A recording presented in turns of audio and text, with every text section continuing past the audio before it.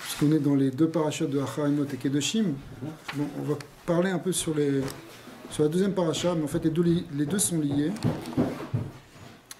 Mais dans Parashat Kedoshim, il y a beaucoup de lois. C'est une paracha qui est pleine de mitzvot, en fait, mais qui est introduite par la notion de ce qu'on appelle en hébreu Kedusha, sainteté, puisque, d'ailleurs, ça porte le nom, Parashat Kedoshim, c'est-à-dire soyez saints. Mais même si on l'a déjà fait d'autres années, on est quand même obligé de repréciser ce que signifie la Kedusha de manière simple. Le verset nous dit parle aux enfants d'Israël, c'est Hachem qui parle à Moshe évidemment, et lui dit, et dis-leur, Kedoshim tiyu, soyez saints, qui kadosh ani, car je suis saint. Ani Hachem Elokechem. Je suis l'Éternel ton Dieu, votre Dieu. Alors, le mot kadosh en hébreu, kadosh, etc., kodesh, il signifie, dans son étymologie, il signifie en fait ce qui est séparé. Mouvdal en hébreu. Il est séparé. Et c'est pour ça que quand on dit que Dieu est le Saint béni soit-il, Kadosh Baruch Hu, le Saint béni soit-il, c'est-à-dire qu'il est séparé, ça veut dire qu'il est au-delà, finalement, de l'univers, au-delà de tout ce qu'on pourrait dire sur lui pour le désigner et pour le définir. Il transcende, en fin de compte, toute définition, il transcende toute appréciation réelle. C'est le côté infini d'Hachem, le côté transcendant, le côté absolu, ça qui veut dire Kadosh. Kadosh, c'est-à-dire qu'il est au-delà même de tout ce que tu peux concevoir dans le monde. D'un autre côté, il y a aussi la présence divine qui fait que Dieu il rentre dans les détails de chaque être et il peut intervenir, et il intervient dans la vie de chaque créature. Mais d'un autre côté, tout ce qu'on pourrait dire sur lui, c'est encore rien parce qu'il est au-delà de tout. C'est ça la notion de Kedusha. Donc Kedusha, Kadosh, ça veut dire déjà avant tout être détaché des choses du monde et même transcender ces choses, transcender en fait l'univers. Et alors quand on a une mitzvah, nous, de nous sanctifier, on sait que un principe, d'ailleurs que Rabbi Moshe Cordovero ramène dans le Tomer Dvorin, dans le palmier de Déborah, de manière très claire, il donne une définition, il dit que puisqu'on a été créé à l'image de Dieu, alors on doit lui ressembler dans ses qualités. Donc si Hachem est Kadosh, s'il est saint, nous aussi on doit être saint. Et effectivement, c'est ce que nous dit le verset ici.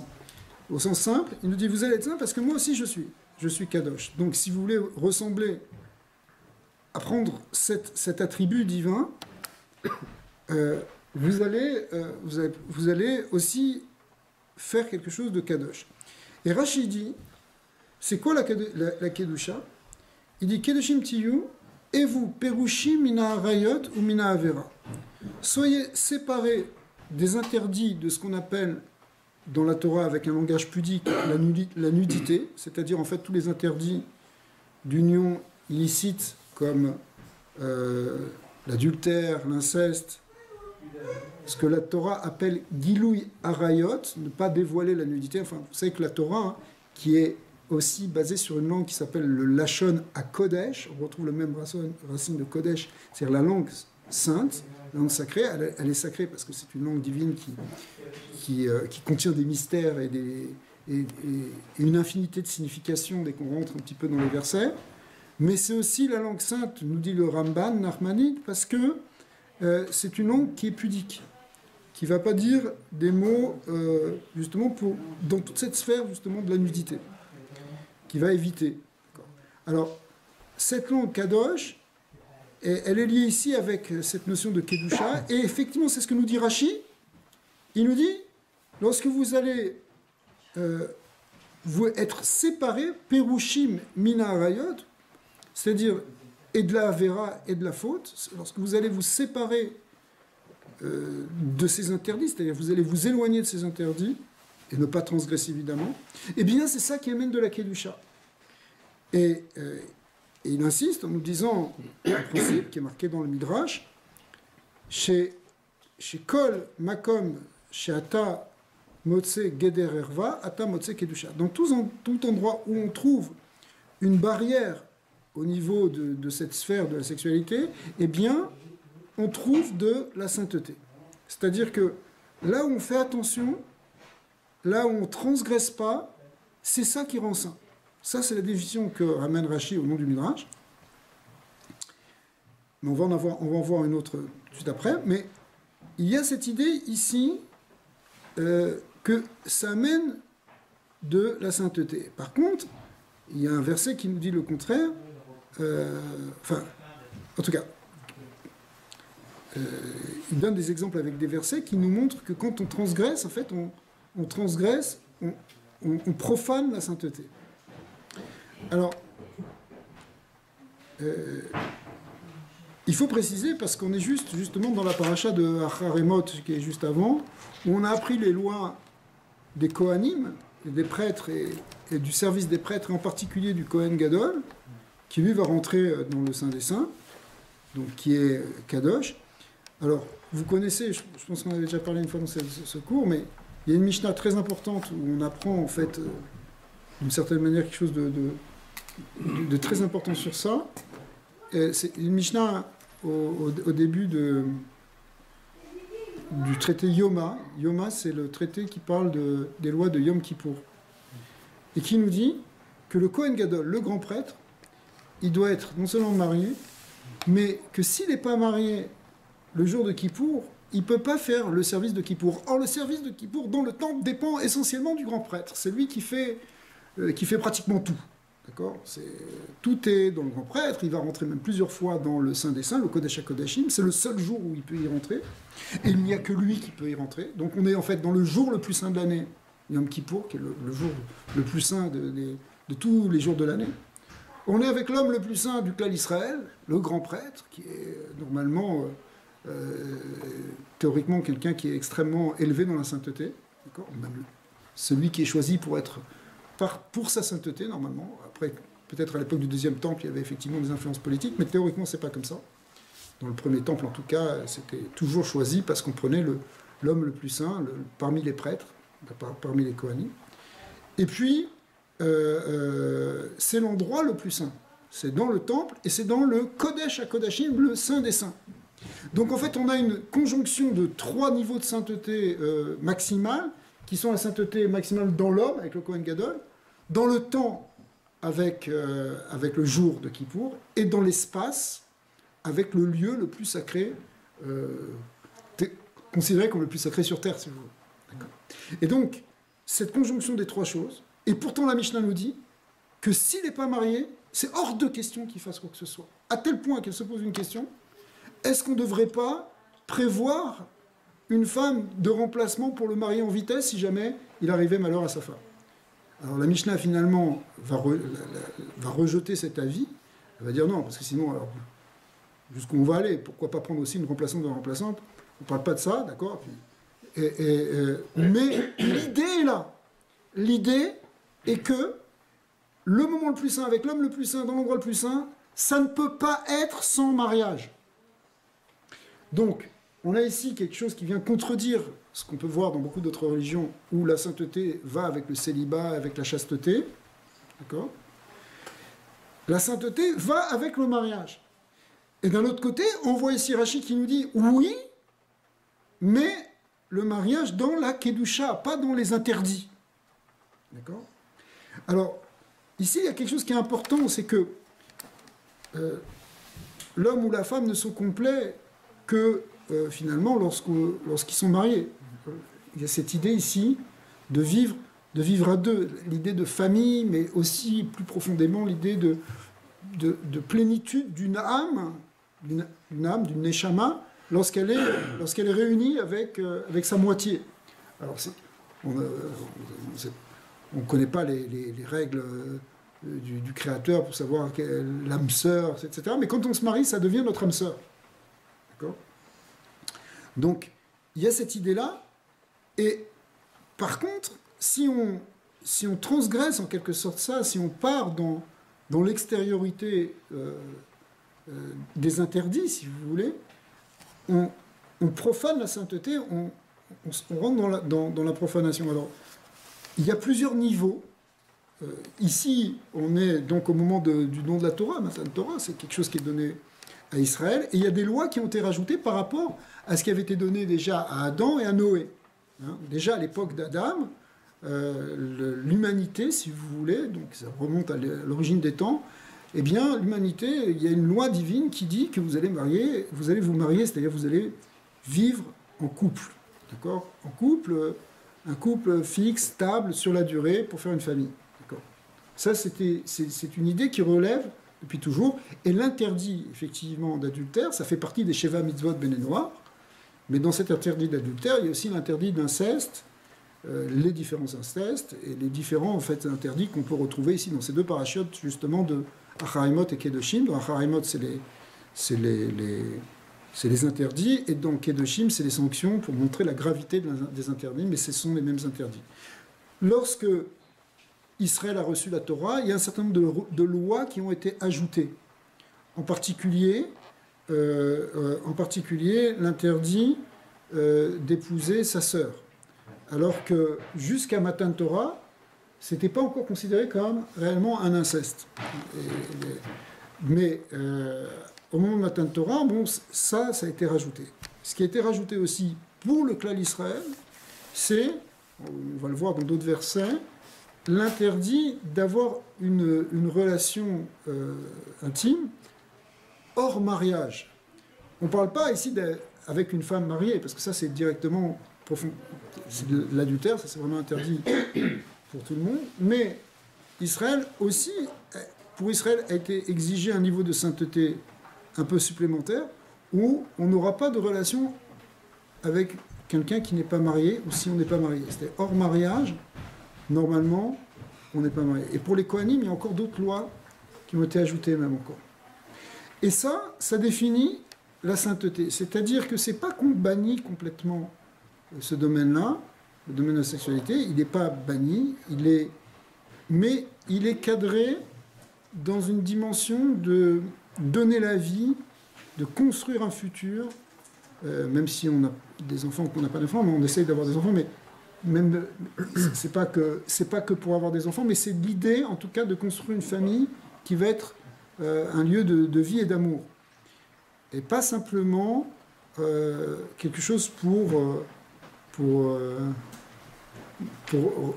merci beaucoup, qui serait là pour simplement quelque chose de physique. Aujourd'hui, t'entends dans le monde dire, ouais, bon, on a des relations comme ça, mais il n'y a rien qui... C'est passager, c'est uniquement, bon, c'est un truc physique, c'est pas si grave.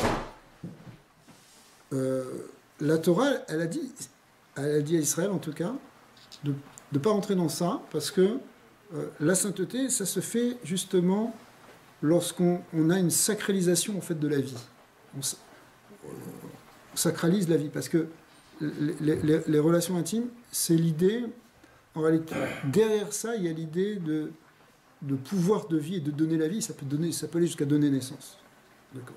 Donc un être entier peut venir, donc c'est quelque chose, on a quelque chose ici, la force la plus sacrée finalement, quelque part, dans l'être humain, puisque c'est la force qui peut donner la vie, on a tous une dimension de créativité, on peut faire des tas de choses, mais dans ce domaine-là, on peut donner la vie, on peut amener des nouveaux êtres au monde, c'est quelque chose d'immense, et donc du coup c'est extrêmement saint, c'est extrêmement kadosh, et la sainteté va s'exprimer justement lorsque on va faire attention à ça. D'accord ? L'interdit d'adultère, il est vu dans la Torah comme quelque chose qui détruit un couple, hein, qui détruit une famille. C'est quelque chose qui vient tellement perturber cette union, ça vient casser la sacralisation de ce couple, le côté sacré de ce couple. Parce que c'est sacré. Tu es avec ta femme, c'est quelque chose qui est sacré. D'accord ? Donc, la sainteté, c'est pas en étant complètement détaché du monde, mais sans y être. Il faut être dans la vie, il faut être dans ce qui va donner la vie, mais là-bas, il faut justement trouver le sacré de la vie. Vous voyez ? Ça, c'est très important parce que les mitzvot qui vont suivre dans cette parachute de Kedoshim, y compris la mitzvah d'amour du prochain, tu aimeras ton prochain, prochain comme toi-même, en fait, elles vont être toujours, si on regarde bien, une espèce d'exaltation et de sacralisation du bien et de la vie et du bien qu'il y a dans la vie. D'accord.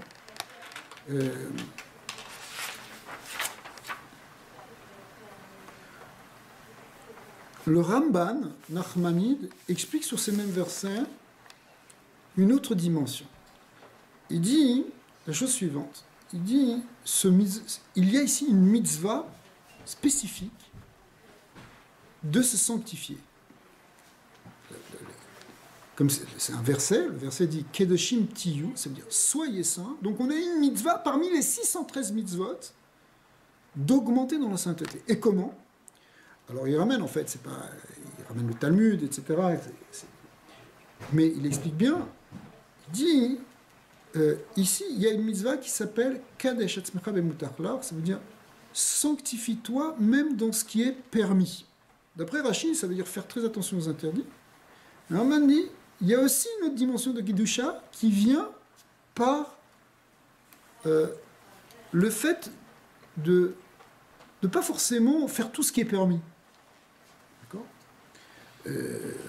Par exemple, je ne sais pas, tu peux savoir que quelque chose, c'est permis pour l'alimentation, il y a une cache-route, la cache-route pour les Bnei Israël ou pour les Bnei Noirs, il y a une forme de cache-route aussi pour les Bnei Noirs, bien sûr, évidemment.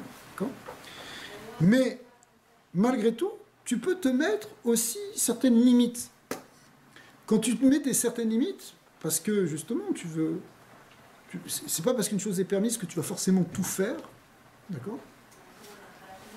Ces limites que tu te mets, elles vont finalement te séparer quelque part, te faire prendre une distance du monde de la matière et du monde des désirs et des pulsions, et finalement te faire gagner en sainteté.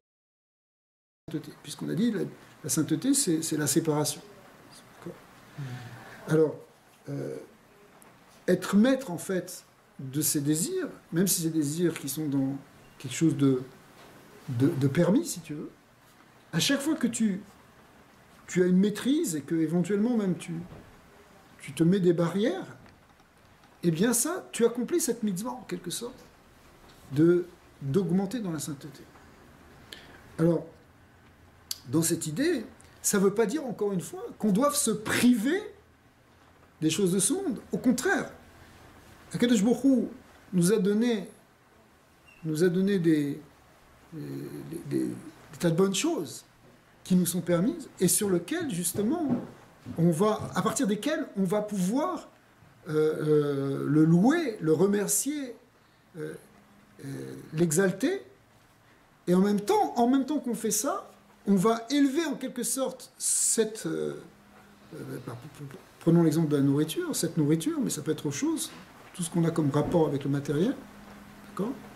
On va l'élever, et en même temps on va s'élever en même temps qu'on va manger, c'est-à-dire qu'on va faire autre chose. Par exemple, si on fait une bénédiction ou si on remercie le Créateur pour cette merveilleuse, évidemment c'est pas génial, mais c'est bonnes choses qu'Akadosh Baruch Hu nous donne, mais dans le judaïsme on remercie Hachem vraiment pour tout, dans tous les détails, même pour un verre d'eau. Okay. Alors, cette idée, c'est même très codifié, puisqu'il y a des bénédictions qui sont classifiées, si tu veux, mais l'idée derrière, qui est vraiment une idée universelle, donc qui ne s'arrête pas simplement au Bnei Israël, c'est finalement de prendre appui sur les choses bonnes de ce monde, enfin, toutes les choses de ce monde, bonnes, qui peuvent parfois aussi me sembler moins bonnes, mais en tout cas, les choses de ce monde avec lesquelles on a une certaine relation finalement, eh bien, les prendre comme un support d'élévation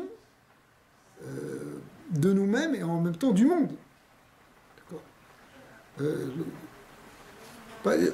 L'idée de la nourriture est très, très importante, puisque tout le monde est confronté, enfin, tout le monde mange, d'accord ?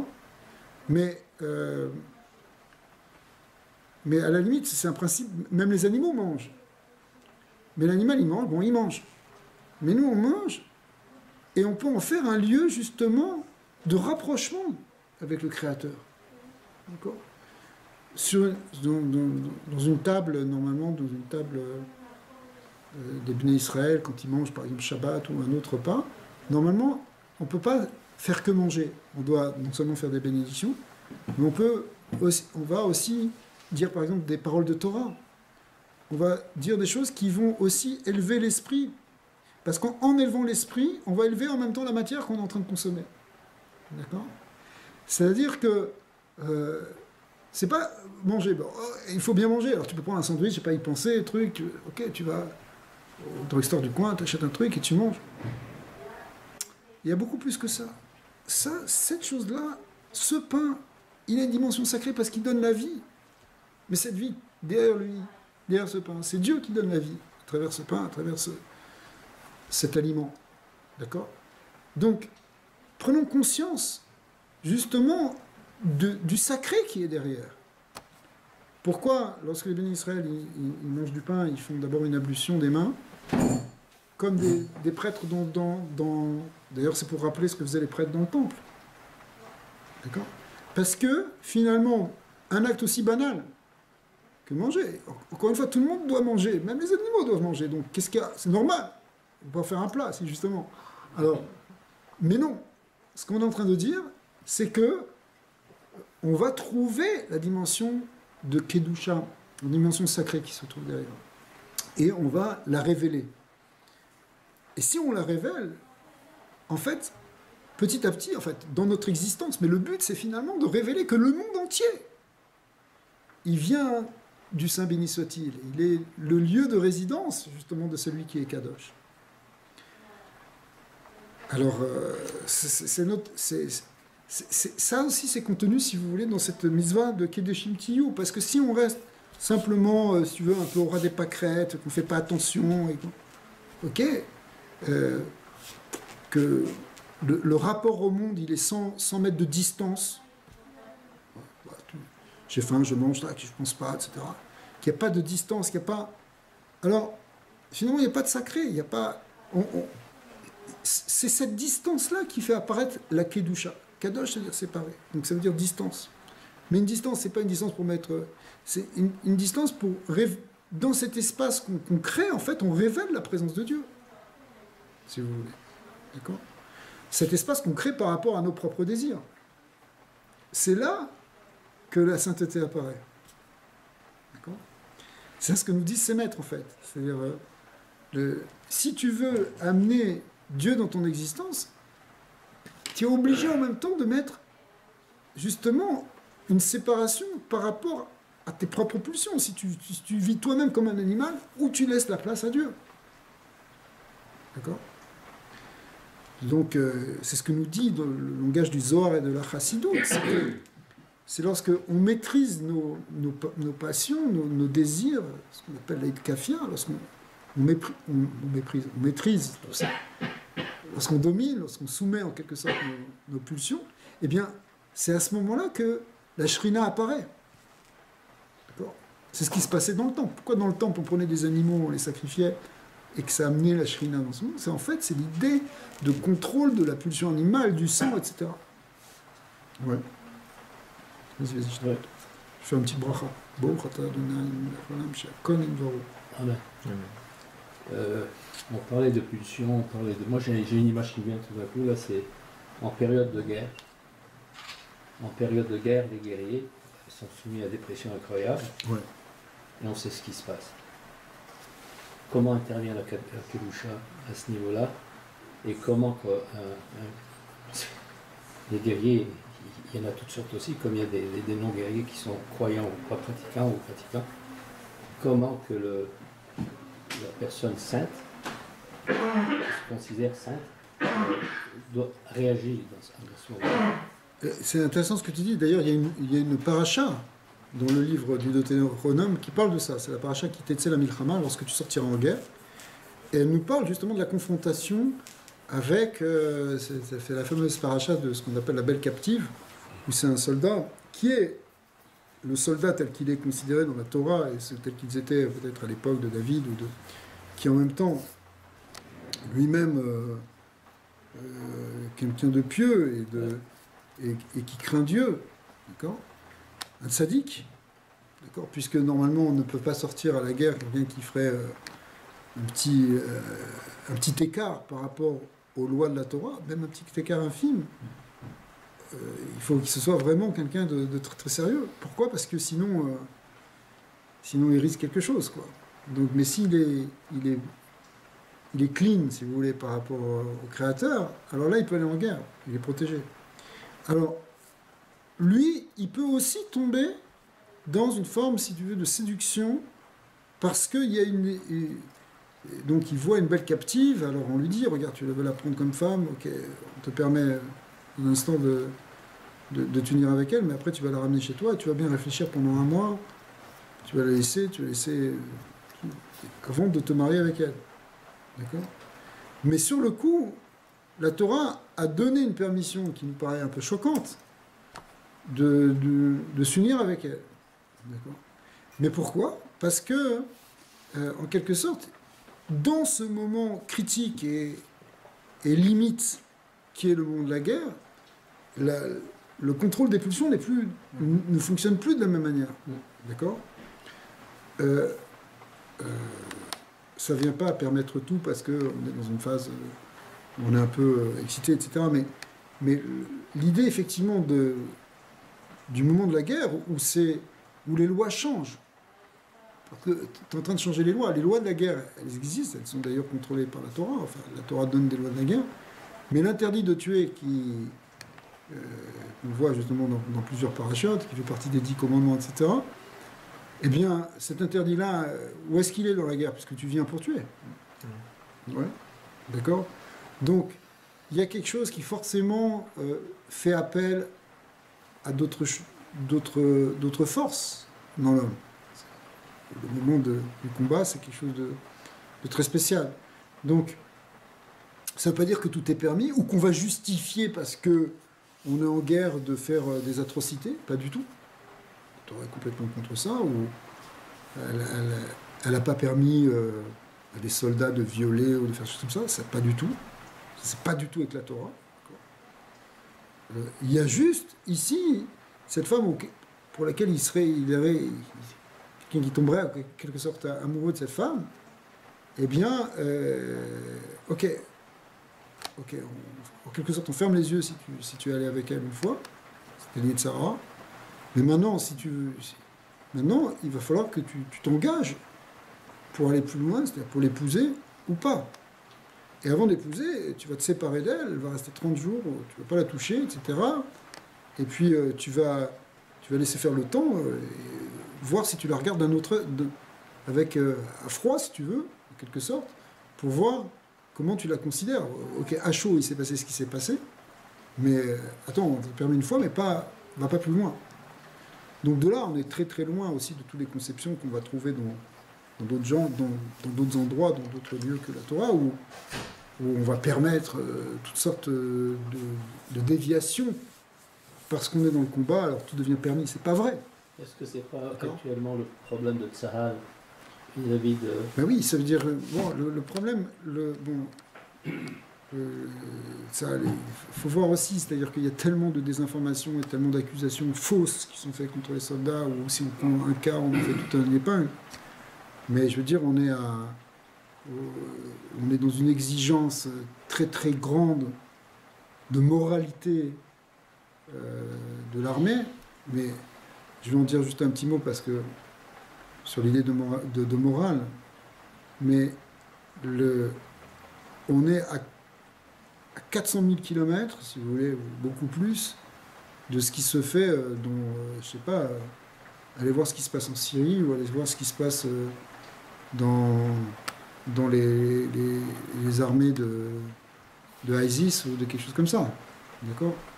Où là, c'est de l'esclavage sexuel, c'est des viols, c'est des meurtres, etc., sans arrêt, de gens innocents et de gens faibles. Même en Afrique, les soldats de la paix, soi-disant les casques bleus, oui, en Afrique, bien sûr, et qui ont organisé ça. Donc c'est pas... non, c'est certain. Les ISIS, c'est européen. C'est ça. Comme vous disiez, la guerre, c'est la guerre. Mais maintenant... Maintenant, l'idée de morale, parce qu'on reproche où on fait beaucoup de reproches à Israël, etc. Et Israël veut donner cette image de morale. Elle veut vraiment, c'est des gens qui veulent vraiment, qui sont des gens qui se battent. Par exemple, l'histoire du jeune Azaria qui a tué un terroriste qui était à terre et qui est allé en prison à cause de ça. Il faut dire les choses, c'est que l'approche morale, c'est pas la bonne approche. Pas la bonne approche. Il y a une morale qui sort de la Torah. Mais la Torah n'est pas un livre de morale. Ouais. La Torah n'est pas un livre de morale. La morale, c'est une philosophie. C'est de la philosophie. C'est une philosophie, l'éthique et la morale. L'éthique, ça veut dire la même chose que la morale. C'est une philosophie pratique. Mais il y a une certaine philosophie qui découle de la Torah, mais l'approche de la Torah n'est pas une approche philosophique. C'est une approche révélée avec des lois qui ont été révélées. C'est une approche prophétique, non pas philosophique.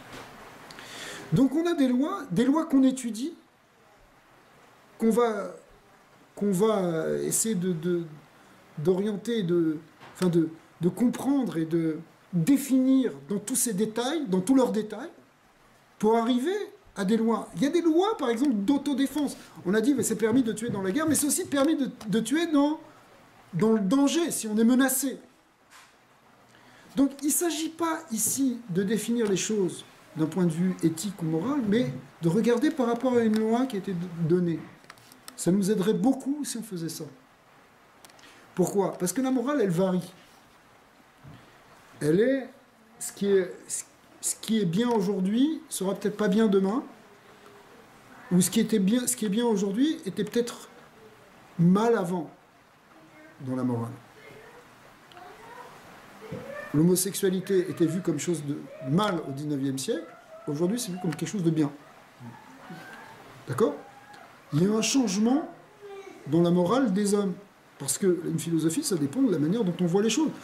La morale, elle n'est pas... Il y a des choses qui peuvent être apparemment absolues, mais juste si on poussait jusqu'au bout, enfin bon, tout ça c'est des réflexions philosophiques, mais peu importe. Mais en tout cas, concrètement, ça peut faire varier les choses. Alors que le repère qui est donné par la Torah, le repère très très profond et très sage qui est donné dans les lois de la Torah, celui-là, quelque part, est immuable. Et à partir de ce repère, on peut comprendre ce qu'on peut faire aujourd'hui ou ce qu'on ne peut pas faire. Parce que c'est vrai qu'il y a des données qui ont changé aujourd'hui par rapport à hier, mais le barème, le repère, lui, il est fixe. D'accord ? C'est-à-dire que la loi, elle est fixe, et après, elle va s'appliquer dans tel ou tel cas, qui peut éventuellement, évidemment, changer au fur et à mesure qu'on avance. Parce que peut-être que tel ou tel cas ne s'était pas produit avant, ou se produira après, etc. Mais en tout cas, le critère pour juger, il est là. Par exemple, dans le cas justement de ce jeune homme, si on avait interrogé les textes de la Torah, interrogé la sagesse de la Torah et du Talmud, on aurait vu peut-être que c'était permis de faire, et point, c'est tout. Parce que si quelqu'un il représente un danger même encore lointain, c'est quelqu'un qui était venu pour assassiner, d'accord ? Alors, il n'y a même pas de question, d'après la Torah. On peut le tuer, bien sûr. Il est dangereux, il est potentiellement dangereux. C'est pas jusqu'à où, etc., avec qu'est-ce que vont dire les autres de nous, et qu'est-ce qu'ils vont penser de nous, et il faut avoir l'air moral, il faut faire un exemple. Il n'y a pas ça. On doit trancher pour savoir si une chose est permise ou pas.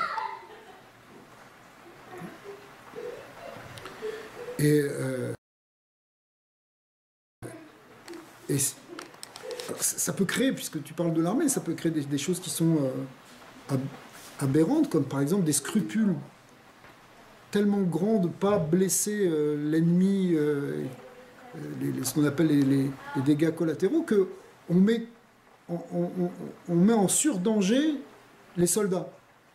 Ça, c'est pas normal non plus. D'accord ? C'est pas quelque chose qui... C'est pas quelque chose qui... c'est quelque chose, si vous voulez, sur lequel il faut se poser les questions en termes d'halakha. Ça va aider énormément. D'accord ? Parce que oui, où elles sont les priorités ? D'accord? Alors, c'est sûr que si on regarde bien les textes de la Torah, on va voir à quel point il y a un souci de la vie et un souci justement de préserver et de surtout pas amener d'abomination. C'est tous les versets qu'on va voir ici, c'est tout ce qui est abominable, etc. Il faut s'en éloigner. D'accord? S'en est au maximum. C'est exactement le contraire d'ailleurs de nos ennemis. Vous voyez ce qu'ils font. Vous voyez ce que fait Assad en Syrie. D'accord? D'accord? C'est de l'aberration absolue. C'est de l'abomination. Il a tué 500 000 personnes ou plus de son propre peuple. 500 000 personnes. Il a torturé à mort plus de 70 000 personnes pour rien, hommes, femmes et enfants. Pour rien, parce que pour des informations dont il n'avait pas besoin, mais il l'a fait. On parle de plusieurs dizaines de milliers. Donc on parle de choses qui sont totalement de l'ordre de l'abominable. D'accord? Et la Torah, évidemment, elle se place complètement contre tout ça. Mais l'approche, elle doit être en cherchant par rapport à cette loi, qui est en fait la loi de la Torah, pas par rapport à une morale qui évolue sans arrêt, qui glisse en fonction de l'évolution des hommes. Parce que cette évolution, elle est faussée. Elle est faussée parce que elle dépend de la tendance que l'humanité prend. C'est-à-dire que c'est parce que on a envie de faire des choses qu'on dit que c'est permis de le faire. Bon. C'est parce que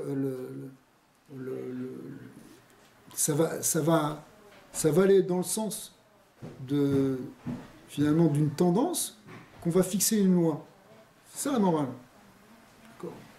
Par exemple, puisqu'on parle justement de ce domaine de la sexualité, alors parce qu'on a voulu plus d'ouverture, alors on dit ça c'est bien, ça c'est mal, le bien et le mal a été déplacé. Mais dans la Torah, on ne juge pas par rapport au bien et au mal, on juge par rapport, si vous voulez, le bien et le mal est défini par rapport à quelque chose qui est révélé comme étant le bien et le mal. Alors évidemment, on peut dire, oui mais j'y crois pas, mais si on étudie vraiment, on s'aperçoit à quel point c'est profondément une sagesse, justement, de la vie et du vrai. On n'est pas en train de se mentir soi-même.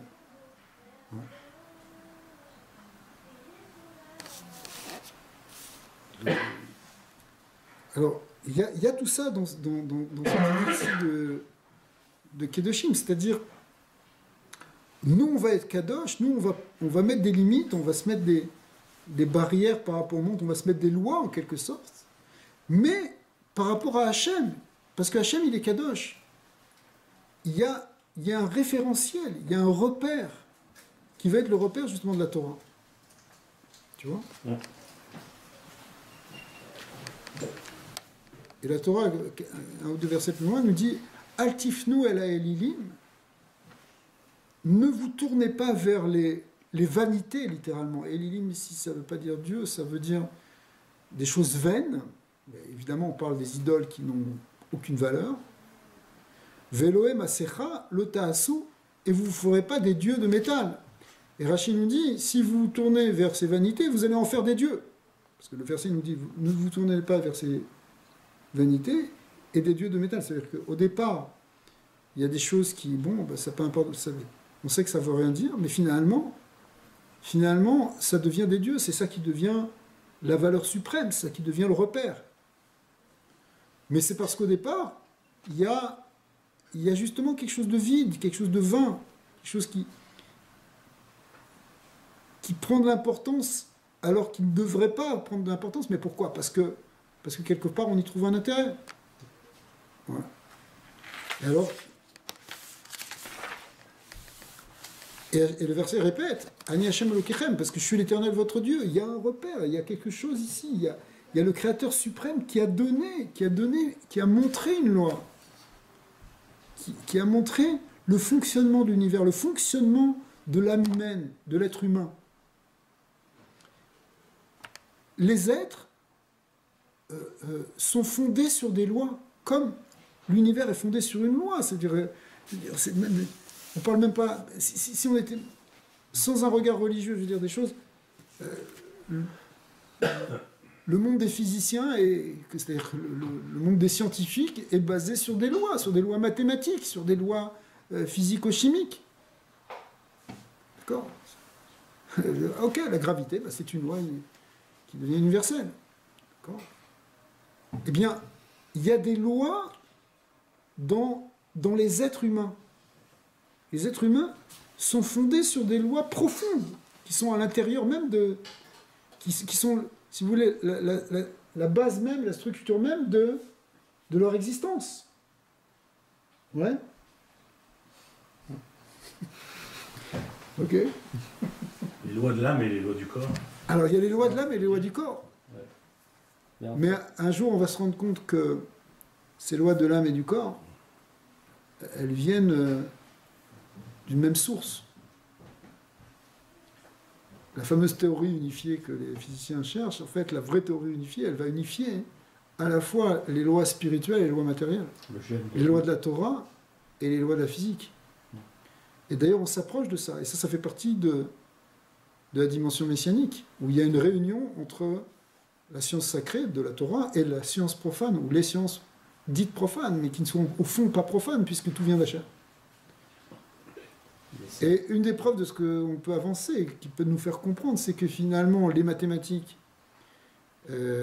fonctionnent aussi bien dans la Torah que par la Gematria ou des choses comme ça. Bon, c'est des choses qui peuvent apparaître assez simples, mais il y a une dimension de mathématiques au niveau métaphysique et une dimension de mathématiques au niveau physique. Mais la mathématique est vue comme, c'est pas simplement un outil que les hommes ont inventé, mais c'est vu au contraire comme quelque chose qui vient du Créateur. Comme le langage d'ailleurs n'est pas vu comme quelque chose simplement d'inventé par les hommes, mais quelque chose qui vient de Dieu. C'est ça la langue sacrée, c'est une langue qui a été révélée, c'est-à-dire le principe même de la parole, c'est la parole de Dieu, c'est la parole divine, les 10 paroles de la création et les 10 paroles de la révélation, les 10 commandements, sont des paroles divines, si vous voulez. Et finalement, la parole, le mot, le verbe, c'est aussi une loi. C'est une loi, parce que dans une phrase, vous savez comment on dit une loi, une phrase en hébreu, on dit, ça s'appelle mishpat. Mishpat qui veut dire un jugement. D'ailleurs, tu peux retrouver ça en français quand tu parles d'une sentence. Une sentence, ça peut être une phrase, mais ça peut être aussi évidemment un jugement. D'accord ? Parce que la coupure des mots, la structure du verbe, du langage, elle relève d'un ordre et d'une loi dans le langage qui permet finalement de structurer la parole, de structurer l'esprit. Mais si tu enlèves ça, hein, s'il n'y a plus de loi, si ce que tu dis n'a plus de sens, si tu peux mettre les mots dans n'importe quel sens, tu reviens à une forme de confusion, de tohu vabohu. D'accord ? Alors, alors là, si on rentre dans ça, il y a tellement à dire sur ça. Bon. Surtout si on a des poètes qui sont là. Parce que la poésie, c'est une manière justement de faire jaillir la lumière qui se cache derrière le langage. Le grand défi qu'on a pour expliquer les Sheva Mitzvot, c'est qu'on a deux points de repère différents parce que quand on en parle aux gens qui nous entourent, ils comparent ça au droit. Au droit, oui, on a des lois et ça correspond aux lois. Mais il y en a une qui regarde la loi. La loi regarde selon un point de vue de morale, d'après ce que je comprends, tandis que les Sheva Mitzvot regardent un point de vue de loi, mais de loi divine. Oui. C'est ça, c'est-à-dire que les Chachamim ont clairement établi que les 7 lois de Noé ne sont pas une espèce de morale universelle, de principe, mais ce sont des mitzvot, et pour qu'elles soient réellement accomplies, il faut qu'elles soient accomplies comme des mitzvot. Donc effectivement, finalement, d'une certaine manière, les 7 lois de Noé, c'est une manière finalement d'exister dans notre rapport avec Hachem. D'accord ? C'est vrai, tout ça c'est vrai, et ça fait presque, entre guillemets, une forme de conversion aux 7 mitzvot. D'ailleurs, c'est l'équivalent de ce qu'on appelle le ger toshav, puisqu'il y a deux sortes de guérim, deux sortes de convertis. Il y a le Ger Tzedek qui se convertit aux 613 mitzvot et le Ger Toshav qui se convertit aux 7 mitzvot. Ce n'est pas une loi qu'on applique aujourd'hui, il faudrait être en Eretz Israël et être dans un moment où on fait attention aux lois du jubilé. Mais le concept, il est là. C'est l'idée finalement de prendre sur soi des mitzvot qui nous rattachent à Dieu, c'est des commandements qu'on fait par rapport à Hachem. Mais, cependant, on ne peut peut-être pas demander ça à toute l'humanité. D'accord ? Théoriquement, oui, pourquoi pas. Mais c'est peut-être pas ça ce qu'on a à faire. D'accord ? Par contre, faire passer les valeurs des Sheva Mitzvot, les valeurs de ces 7 mitzvot, comme finalement des fondements, pourquoi pas, on pourrait le dire moraux, de base pour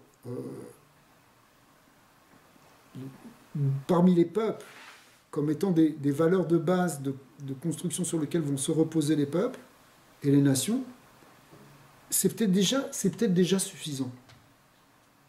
D'accord ? On n'est pas... D'accord ? C'est pour que Mashiach soit là, c'est-à-dire finalement arriver à ce moment où les nations vont être réunies, comme dit le Rambam, la fameuse prophétie de Isaïe qui dit que le loup et la brebis vont paître ensemble et la panthère avec l'agneau, etc. Eh bien, ce sont des allégories pour dire que les nations fortes ne vont plus opprimer les faibles et vont pouvoir fonctionner en harmonie, une espèce de synthèse de toutes les nations, dans une humanité à nouveau réunie, non pas fondue en une espèce de melting pot, mais en tout cas réunie dans la paix. Eh bien, pour ça, pour arriver à cette étape-là du Mashiach, on n'a peut-être pas besoin forcément complètement de faire passer ça comme les Sheva Mitzvot Bnei Noach.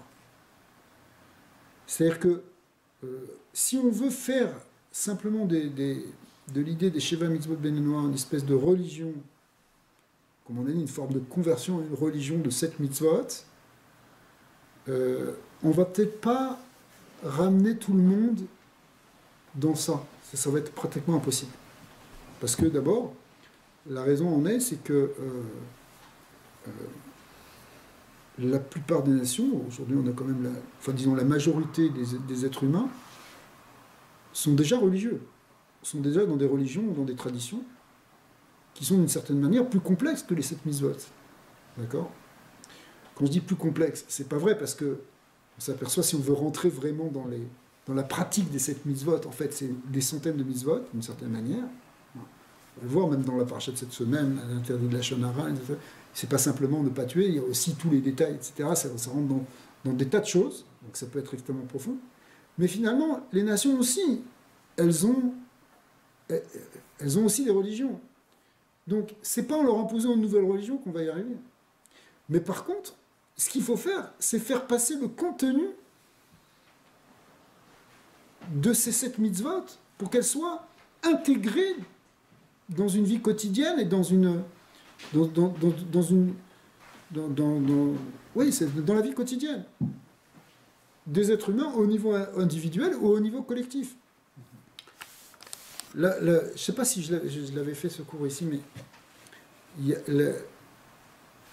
vous avez sûrement vu ce Rashi qui dit là-bas, à la fin de la Torah, dans Zot HaBeracha, qui dit que Dieu, au moment du don de la Torah, du mont Sinaï, Dieu a proposé la Torah aux nations. Et elles ont refusé. Alors en fait, Rashi s'appuie sur un passage du Talmud, traité Avodah Zarah, et qui explique comment on l'apprend dans le verset. Mais lui-même, ce passage du Talmud s'appuie sur un livre encore plus ancien qui s'appelle le Sifri, et qui dit la chose suivante. Dieu est allé voir Esav, et lui a dit, Ésaü, et lui a dit, accepte ma Torah. Et il a dit, mais qu'est-ce qu'il y a marqué dedans ? C'est un langage évidemment midrashique, évidemment, mais dans ça, il y a quelque chose de très très important. il dit, ben, c'est interdit de tuer. Alors il a dit, Esav a dit, bon, si c'est interdit de tuer, moi je peux pas. Parce que la bénédiction que j'ai reçue, c'est tu vivras sur ton glaive. Al-Khorbecha Tirchie. Tu vas vivre par ton épée. Donc, tu peux pas m'enlever le fait d'interdire, tu peux pas m'interdire de tuer, puisque c'est comme ça que je vis, c'est comme ça que j'approche l'existence. D'accord. Alors, c'est contre sa nature, en quelque sorte. Même chose pour Ishmaël. Ishmaël, il vient, il lui dit, mais qu'est-ce qu'il y a? Qu'est-ce qu'on peut faire? Ben, c'est interdit de voler. Bon, je ne peux pas, parce que c'est marqué dans le verset sur moi que je suis un péré Adam, un homme sauvage, entre guillemets. D'accord? Ça veut dire qu'il va vivre dans les déserts et il pourra pas s'empêcher en quelque sorte de voler. D'accord? De dérober, de kidnapper, de demander des rançons. Ça fait partie de sa nature. C'est Ishmaël lui-même qui dit ça. C'est intéressant comment le Midrash dit ça. Le Sifri, c'est très important. C'est la base même du Talmud. Évidemment, les Chachamim nous font passer un message avec ça. Alors, le Sifri est attribué à Rabbi Shimon bar Yochai. D'accord? Alors, il vient nous dire, c'est pas ma nature. Moav, le troisième peuple qui est cité, il demande, on dit, bah oui, bah c'est interdit, les interdits dans la Torah, c'est interdit l'adultère et l'inceste. Elle dit, mais c'est pas possible, parce que Moav, lui, c'est lui-même qui vient d'une relation incestueuse, qui est celle de Lot avec sa fille, et qui a eu un premier fils qui s'appelait Moav. Donc il dit, c'est pas possible, je peux pas, parce que c'est trop dans ma nature aussi. Alors, ce qui est intéressant, c'est que les mitzvot qui sont mis en exergue dans ce passage sont 3 mitzvot qui font partie des 7 mitzvot Béné Noir. On n'est pas en train de proposer aux nations ici de mettre les téphilines, ou de mettre le tzitzit, ou de faire quelque chose. On leur a pas demandé est-ce que tu veux faire Shabbat. On a dit non, mais il n'y a pas tuer, pas voler, et pas d'adultère. Donc on est vraiment dans les Sheva mitzvot Béné Noir, au cœur même des mitzvot Béné Noir. Et on voit que ces nations, qui représentent en quelque sorte des nations, elles n'arrivent pas à l'avaler. Elles disent, je ne vais pas pouvoir, c'est trop en moi. D'accord. Donc, nous, le message ici, par rapport aux nations, et vous, en tant que Béné Noir éclairé, d'accord, parce que c'est ça ce qui se passe, en fin de compte, les Béné Noirs qui évoquaient. C'est qu'en fait, il faut faire passer ça dans le monde, d'une manière ou d'une autre. C'est-à-dire que il faut qu'à un moment, les gens décident et comprennent qu'il ne faut pas tuer, qu'il ne faut pas voler, et qu'on peut dépasser sa nature et de choisir de ne pas voler, de ne pas tuer.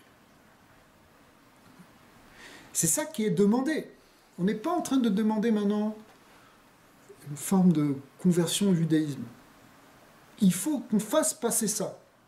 C'est-à-dire, si vous voulez, concrètement, c'est le message qu'on doit donner sans forcément trop en rajouter, si tu veux. L'important, c'est qu'il y ait déjà ça, de base. C'est ça.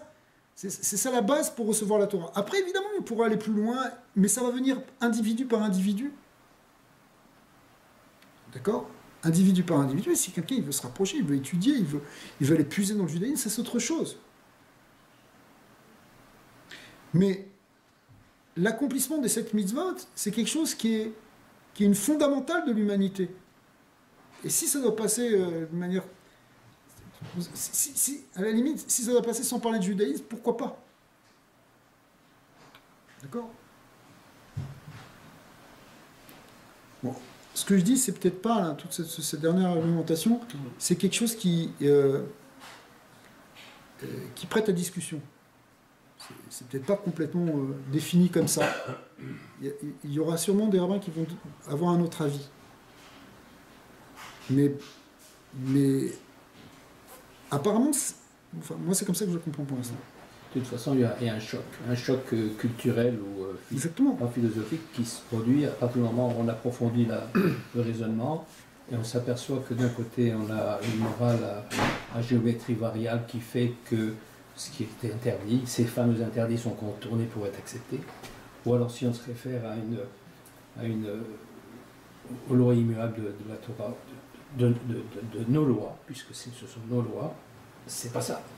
Et qu'on veuille ou non, à un moment donné, on est obligé de parler ça. Donc on peut vulgariser au départ pour essayer de passer un message, mais les gens qui vont au fond des choses, et Dieu sait qu'il y a beaucoup de gens qui sont capables d'aller au fond des choses dans le monde, ils ne peuvent pas faire autrement que d'essayer de raisonner, d'aller un peu plus loin. Oui, c'est ça. Mais si tu veux, déjà, si on arrivait à faire les 7 mitzvot, ça s'appellerait que l'humanité reçoit la Torah. Tu comprends? C'est-à-dire, il y a des blocages ici. On demande à Esav, est-ce que tu veux recevoir la Torah? Il dit, je ne peux pas parce que je ne peux pas ne pas tuer. Non, si tu comprends que tu peux ne pas tuer, et que tu enlèves le meurtre comme une base de ton existence, le meurtre, ou disons, le fait de tuer comme une base de ton existence, je veux dire, ça va loin, parce que quand on dit Esav ici, bon, on se dit Esav, c'est tel truc, mais non, c'est pas spécialement là, c'est une force qui est très très forte parmi les hommes. Les Shevat Mitzvot Benenoir, ça parle aussi ça parle au monde entier, y compris à Israël, je veux dire. Il peut y avoir... il y a eu des civilisations entières où le concept de tuer, c'est normal. C'est normal d'avoir une épée quand on marche. C'est normal de relever un défi si quelqu'un t'a insulté, d'éventuellement laver l'affront de l'honneur. J'ai visité un cimetière en Arizona il y a quelques années, là, et c'est étonnant de voir pour un oui, pour un non, les types se tuaient, mais c'était invraisemblable. Ouais. Un regard, quand il n'a pas aimé mon veston, etc. C'est fou, là. C'est fou, là. Mais si tu veux, c'est le western, quoi. Mais dans toutes les civilisations, enfin, il y a eu ça. Et ça, c'est quelque chose qui bloque la lumière du Sinaï. Mais il faut déjà l'arranger en quelque sorte. C'est-à-dire qu'on n'est pas obligé. D'aller au fond des choses. Non, c'est ça. C'est-à-dire, si on veut parler à plusieurs milliards de personnes, pour l'instant, on n'est pas. C'est une autre chose. Quoi. La difficulté, c'est de trouver le langage, la façon de faire passer le message, d'exprimer. Ouais. Pas juste de dire, hey, ça, t'as pas le droit de le faire, tape dessus. Non, regarde, si tu le fais, ça, tu te tues.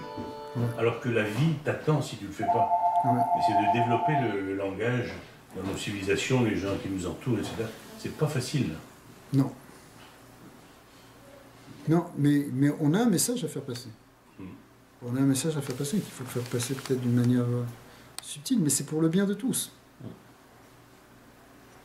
C'est des valeurs qu'il faut faire passer, tu vois. C'est la valeur, par exemple, de la vie, qui est derrière toutes ces mitzvot. C'est la valeur de la vie. La vie est sacrée. Exactement le contraire de nos ennemis qui pensent que la mort est sacrée. D'accord ? Ouais. Qui sacralisent la mort, bien sûr. Mais c'est vrai que ce message, là, il est véhiculé beaucoup par lui, enfin, essentiellement par la Torah. La Torah, regarde, quand on va lire, vraiment, quand on étudie, on va voir que c'est ça la valeur suprême. Mais dans la vie, c'est pas simplement la vie physique, évidemment, il y a aussi la vie de l'âme aussi, et surtout, c'est la vie.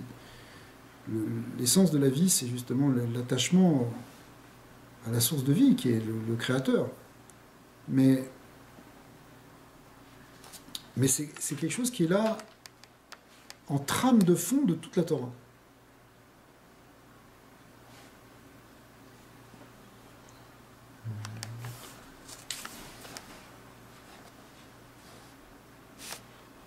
Par exemple, on va trouver dans toutes ces mitzvot, mais ça on va le trouver dans toutes les parachutes, l'idée de toujours, l'idée de tzedaka.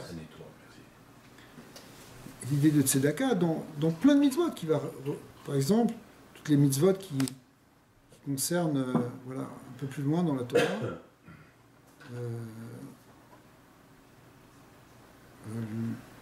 Ubekutzrechem et ketzir artzechem, lorsque vous allez faucher vos récoltes, d'accord, L'otechale peat sadecha, tu ne couperas pas le coin du champ. Et aussi le leket, c'est-à-dire les gerbes qui sont tombées, l'autre et la quête, tu vas pas les ramasser, tu vas pas les glaner, tu vas laisser aussi bien le coin de ton champ que justement les gerbes qui sont tombées, les brindilles qui sont tombées, tu vas les laisser glaner par les pauvres. Tu pourrais les ramasser, tu dire non, mais c'est quand même chaque grain de blé, c'est que ça vaut quelque chose, un épi, c'est un épi, et puis si tu les ramasses, tu vas quand même retrouver quelques kilos. Non, tu ne fais pas ça. Parce que dans tout ce que tu fais, il y a une idée de donner la vie. Et tu penses toujours à l'autre. Vekarmecha le théolel, même chose aussi dans la vigne. Dans la vigne, c'est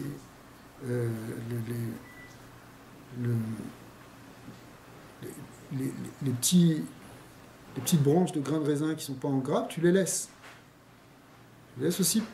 Pourquoi un grain de raisin, c'est un grain de raisin, ça fait un peu plus de vin. Non, tu le laisses. Peret karmecha, etc. Le télaket, les aniv et la guerre, ta azovotam. Tout ça, tu vas le laisser pour le pauvre et l'étranger. Ani Hashem Elokechem, et on revoit à chaque fois ce même verset, je suis l'Éternel ton Dieu. C'est-à-dire que c'est le Dieu qui donne la vie. Tu ne peux pas laisser quelqu'un de côté. Toi, tu participes à ça. Et juste après, c'est encore l'interdit de voler, l'otignovu, non seulement vous n'allez pas voler, mais aussi vous n'allez pas mentir. Donc l'interdit de vol, de mensonge, de tout ce qui va voiler la vérité, tout ce qui va finalement voiler le bien. Velot shabeu bishmi la sheker, et vous n'allez pas jurer en mon nom de manière mensongère. Vechilalti et shem elokecha, parce que vous profaneriez le nom de Dieu, le nom de ton Dieu, je suis l'Éternel. C'est-à-dire aussi, dans l'idée de mensonge, et c'est quelque chose qui est vraiment d'actualité aussi, parce que on vit dans un monde où il y a une telle désinformation, où il y a une parole mensongère qui est sans arrêt surenchérie, d'accord ? Eh bien, on voit que c'est exactement le contraire de Dieu, c'est le contraire du principe divin. Le principe divin, c'est un principe de vérité. Le mensonge, c'est un voile de la lumière qui déforme et finalement qui peut arriver, qui va avec le vol et qui va avec le meurtre. L'ota ashok et recha, tu vas pas spolier ton frère, c'est-à-dire tu vas lui donner son salaire en son temps, etc. Vélo tikzol, tu vas pas voler. Vélo talin, peulat sahir, quelque chose de très important.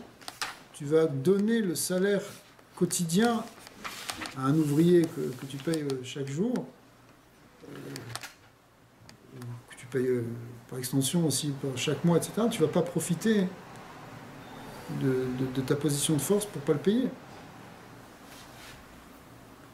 L'otekalel cheresh, tu ne vas pas maudire un sourd muet, c'est-à-dire quelqu'un qui pourrait de toute façon pas comprendre, donc tu en profites. Ouais. Mais derrière ça, c'est l'idée justement de...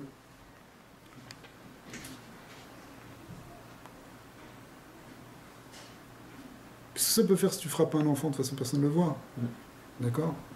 Il est petit. Profiter d'une situation après. Les abus. Tu abuses. D'accord ? Mais ça c'est quelque chose, c'est un message très très important, parce que si tu abuses, et il y a tellement de cas, c'est tellement répandu. Ouais. Mais évidemment, c'est un réel, c'est un sourd-muet, c'est un petit enfant, et puis il ne va jamais le dire, il a peur. D'accord ? Ok, mais c'est un massacre que tu es en train de faire. Tu es en train de le tuer. Vélifni hiver, le titane Mirchol, devant l'aveugle. Tu ne vas pas mettre d'obstacle, mais c'est pas simplement l'aveugle. C'est celui qui voit pas les problèmes. Qui ne sait pas lire la réalité. Et tu le pousses dans un écueil, dans une faute.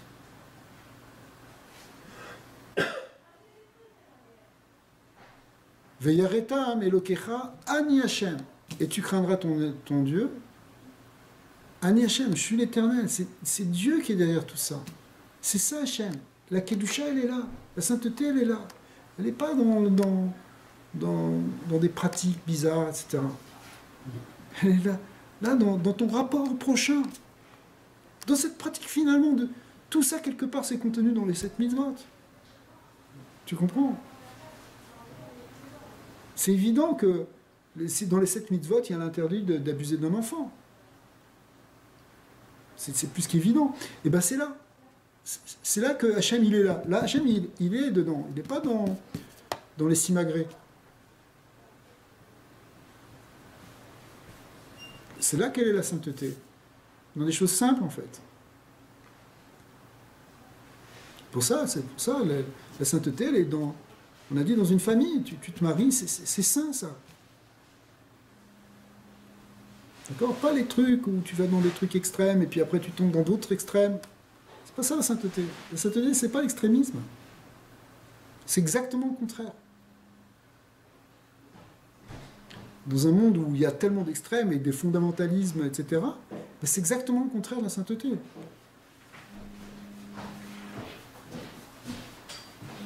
L'otasu avel bamishpat. Voilà encore quelque chose, une loi qui rentre dans les 7 mitzvot. Vous n'allez pas faire une... avel, ça veut dire un détournement de la loi. Un kilkul, c'est-à-dire... Avel, c'est un dommage dans le mishpat, dans le jugement.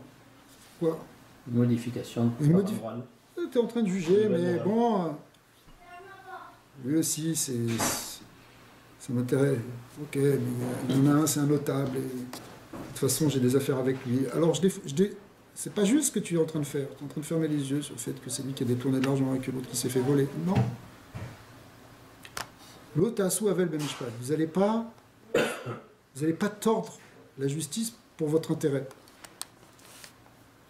Et dans les deux sens, d'ailleurs. Parce que c'est pas simplement le riche que tu veux protéger contre le pauvre. Même le pauvre, tu ne vas pas le favoriser par rapport au riche parce qu'il est pauvre. L'otissa pne dal, velo teader pne gadol. Betsedek tishpot amitecha. Avec justice, tu vas juger. Tu vas pas l'otissa pne dal. Tu dis oui, mais l'autre, le pauvre, c'est la victime parce c'est lui forcément la victime. Les Palestiniens, ils sont d'abord et avant tout les victimes. C'est les pauvres. C'est vrai qu'ils sont plus pauvres. Mais du coup, c'est eux les victimes. C'est pas vrai. Ne dis pas que c'est des victimes quand c'est pas les victimes.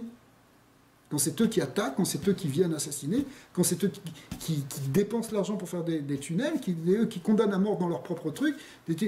C'est eux qui... Ok, c'est pas des victimes. Ils sont en train de transgresser, de bafouer les droits de l'homme, ils sont en train de bafouer les droits de la femme, les droits des enfants, les droits de tout. Ne dis pas que c'est des victimes sur ça. Et de dire toujours que c'est à cause d'Israël, c'est à cause d'Israël.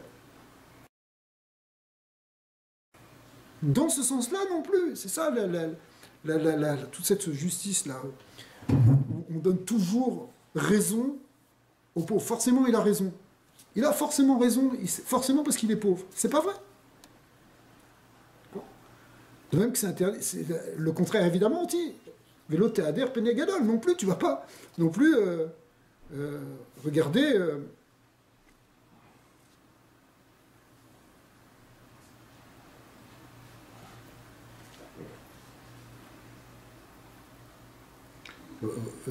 regarder un grand en disant lui, bon, le grand, il faut de toute façon garder son respect, il est au-dessus des lois.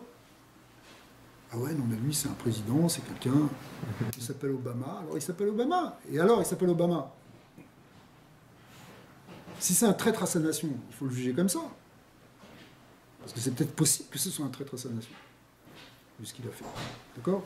Bon, je prends un exemple, je ne vais pas rentrer maintenant dans les détails, mais il y a des gens qui sont au-dessus des lois, on ne peut pas les toucher. D'accord? Pourquoi? Parce qu'ils ont un prestige, parce qu'ils ont... Mais ça, la Torah, elle ne veut pas de ça. Ni tu vas favoriser le pauvre, ni le grand.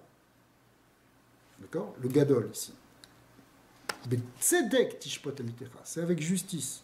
Justice, il faut faire ce qui est juste, faire ce qui est juste.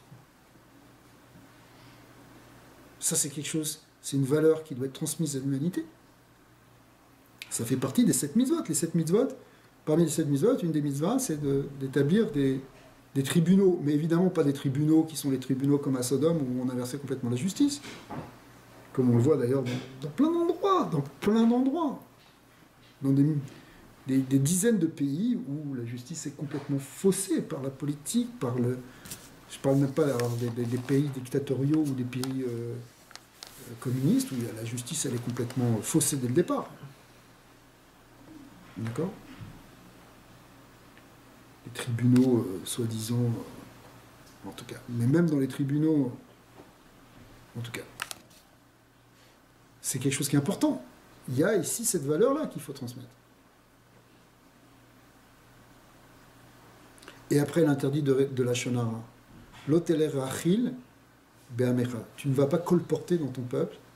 Ce qu'on apprend ici, l'idée de colporter, c'est dire de parler, mais toute l'idée là, de la shonara, de médisance, mais la médisance, c'est pas simplement on imagine le gars là, c'est pas seulement ça, c'est la télévision, c'est la radio, c'est les journaux, c'est moindre chose, c'est commenté par 10 000 personnes qui viennent et qui en rajoutent. Les réseaux sociaux. Facebook, exactement. Il faut faire très très attention dans tout ça. Ouais, c'est clair. Et ça, alors ça, vous savez que les lois du Rosh Hashanah, c'est des lois qui sont nombreuses et complexes. C'est-à-dire, parce qu'il y a des choses où on ne s'attendrait pas, et c'est aussi une Rosh Hashanah, et des fois, c'est des choses qui ne sont pas la Rosh Hashanah. Alors, mais le principe, on peut le comprendre, on doit l'intégrer.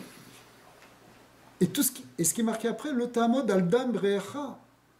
Ani Hachem, encore une fois, je suis l'Éternel. Toujours il est là. Ouais, mais ça va, c'est quoi? C'est des gens qui parlent entre eux.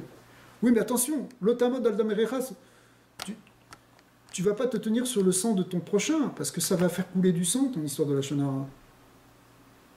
Le génocide qui a eu lieu au Rwanda, il a eu lieu parce que tous les jours, la télévision d'État disait, voilà, il faut les tuer, il faut les tuer, il faut les tuer, il faut les tuer. Et c'était devenu...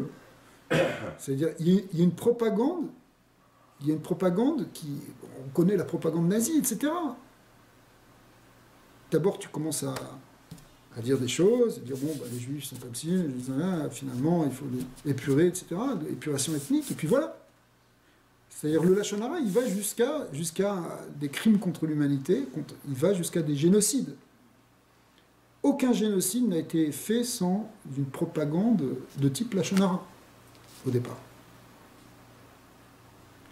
Mais nous, dans notre rapport avec notre prochain aussi, on peut rentrer dans les détails, faire attention, je veux dire, dans nos relations interpersonnelles, de ne pas dire du mal tout le temps des autres, etc. Même si c'est vrai. Même si c'est vrai. Surtout dans ces... Même si c'est vrai. Si c'est faux, c'est encore pire que la Shemra, ça s'appelle Motsei Shemra. Mais même si c'est vrai, évidemment, ça dépend quoi. Tout ça, c'est pour ça que c'est des choses qui sont un peu complexes, si tu veux. Mais l'idée, il faut faire attention à ce qui sort de notre bouche, c'est évident. Mais au niveau global, ici, on a quelque chose qui est un problème majeur dans l'humanité. Justement, je rebondis sur ce que tu dis, si c'est vrai, mais en fait, est-ce que c'est quelque chose qui est permis, même si c'est désagréable ou dur à dire devant la personne, c'est pas du Lashon Hara ou sans? Ça dépend. Pour moi, je considère ça, c'est comme derrière la personne quand elle n'est pas présente. Alors, c'est intéressant parce que le verset d'après, il va dire Lotisna et Archira Belvarka, tu vas pas détester ton frère dans ton cœur, c'est-à-dire si tu as quelque chose avec lui, il faut le régler. Et ne garde pas une espèce de rancune, tu peux vivre avec des haines familiales, etc., qui peuvent durer pendant 40 ans, 50 ans, sur plusieurs générations, parce que ça n'a pas été réglé.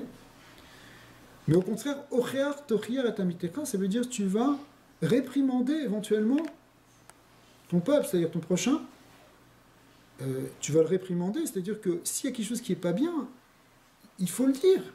S'il y a un problème, il faut le dire, mais tu le prends seul à seul, et tu dis, voilà, regarde, il y a une attitude, voilà ce que ça me fait, moi ça me blesse quand j'entends ça, etc. Comme ça que c'est comme ça que tu vas régler et des problèmes de couple, et des problèmes d'amitié, et des problèmes de travail. Donc, Au contraire, il ne faut pas que ça reste. Mais va pas en parler comme ça pour dire, bon, bah, je vais lui casser du sucre sur le dos parce que... Mais tu vois ça dans le monde du travail, dans plein d'endroits. Mais bien sûr. Ça, c'est triste. Et c'est destructeur. Ah ouais. Ça peut détruire des vies. Ça peut tuer. Je sais pas, des gens dans des bureaux qui peuvent se faire complètement... Ça détruit ça peut détruire une vie, ça peut détruire un couple. Après, il peut y avoir des répercussions sur plein de choses. D'accord ? Une carrière, à tous les niveaux. C'est le lachon hara, ça peut être mortel. Personne, il te dit, l'otamod al-damere, tu vas pas te dire sur le sang de ton frère. C'est quelque chose, ça tue. Ouais. Ça peut aller jusque-là. Mais au contraire, voilà, il ne faut pas le détester non plus dans ton cœur. Il faut arranger les problèmes. C'est-à-dire, s'il y a quelque chose qui ne va pas, il faut le dire. Évidemment, il faut le dire si ça va être reçu. Tout ça, il y a aussi faire attention comment tu le dis, etc. Mais dans l'idée, c'est pas non plus comme ça. Loticum velotitor. Ni tu vas te porter rancune, ni tu vas te venger. Et bene amecha ve'afta l'erecha kamocha. Ani Hashem. Et encore, je suis éternel ton Dieu. Derrière, tu aimeras ton prochain comme toi-même. Donc, il ne faut pas porter rancune. Porter rancune, ça veut dire...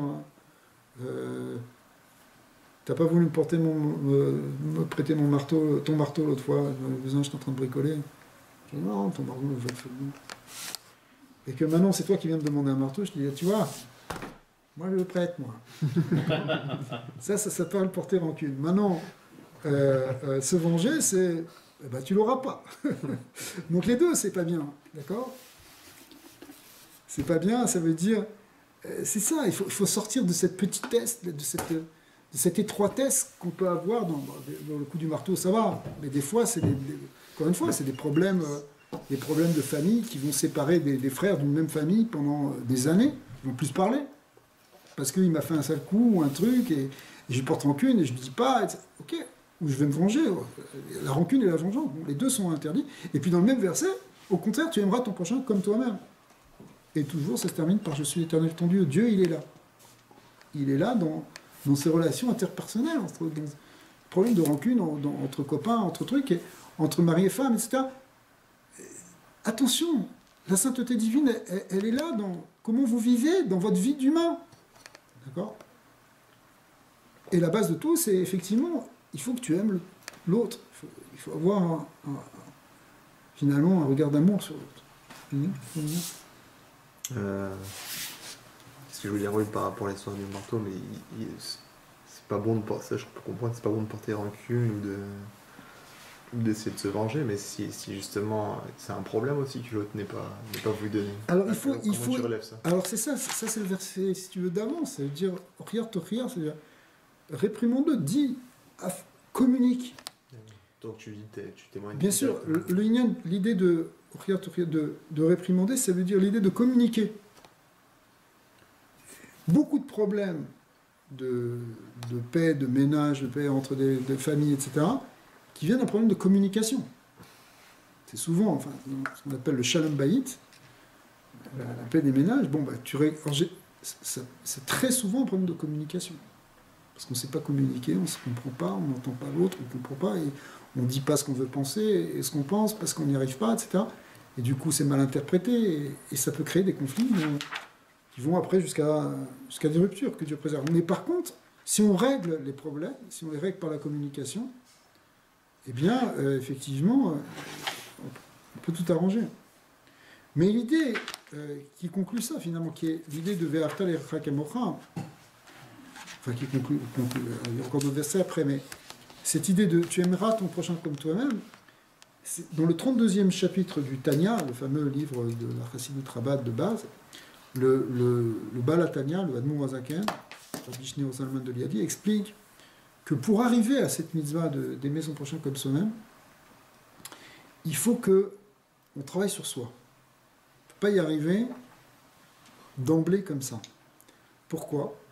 Parce que si on est encore enfermé dans une certaine forme d'égoïsme, où notre ego, où les besoins de notre individu corporel et physique sont dominés, sont dominants, si on est encore dominé par ça, par notre... alors on ne peut pas voir l'autre comme une partie de nous-mêmes. Parce que pour aimer l'autre comme soi-même, il faut que tu comprennes que l'autre et toi, finalement, ça fait partie de la même chose. La même famille, c'est la même... L'exemple, c'est comme deux mains d'un même corps. Elles n'ont pas de raison de s'affronter. Pourquoi? Parce qu'elles comprennent qu'elles font partie de la même chose. Pour aimer ton prochain comme toi-même, il faut que tu vois que ton prochain, c'est toi-même. Quand on dit ton prochain, c'est toi-même, c'est pas que tu le phagocytes en toi, pas du tout. Mais c'est que tu vois au niveau de la neshama, au niveau de l'âme, et pas au niveau du corps. Quand on dit au niveau du corps, ça veut dire au niveau de l'individu corporel. Mais si tu vois son essence, si tu vois son âme, en réalité, tu n'as pas de raison. Tu n'as pas de raison de le détester. Au contraire, tu veux l'aimer comme toi-même parce que tu vois que toutes les âmes, elles sont unifiées. Mais pour ça, il faut qu'on ait dépassé nous-mêmes nos limites de notre existence corporelle. Les limites, ça veut dire que notre âme domine notre corps. Si notre âme arrive à dominer notre corps, alors on peut se placer aussi au niveau de l'âme. Mais si c'est notre corps qui domine notre âme, qui cache l'âme, alors on ne peut pas voir l'âme de l'autre. Vous voyez, quand on dit voir l'âme, c'est pas quelque chose de physique, c'est quelque chose de... C'est une approche spirituelle.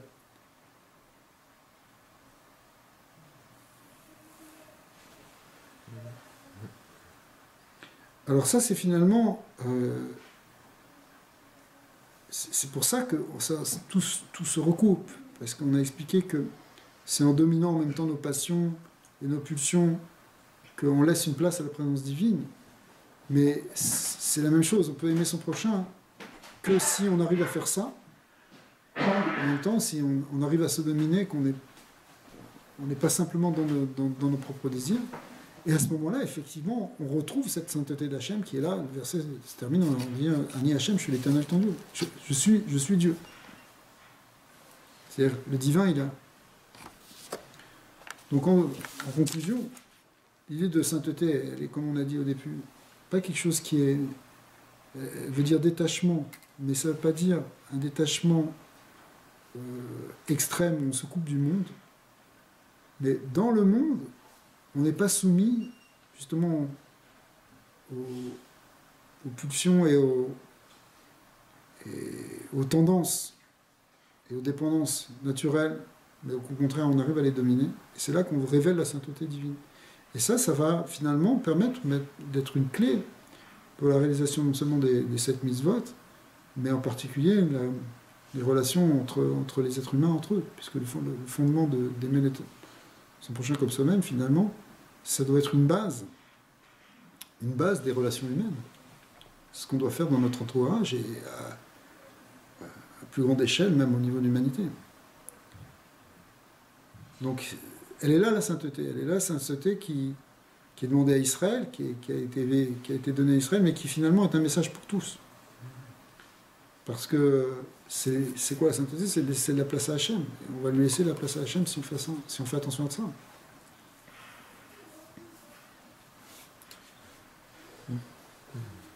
Mais pour faire passer ces valeurs-là, les valeurs de vie, de ne pas voler, de ne pas tuer, etc., on ne peut pas faire ça juste derrière un livre de prière non plus. Il faut qu'on s'engage quelque part. Il faut qu'on aille voir sur le terrain de l'histoire. Exactement. Où est-ce que ça se joue, peu importe le niveau ou l'intensité qu'on y met, ou le temps, etc. Mais il faut s'impliquer en quelque part.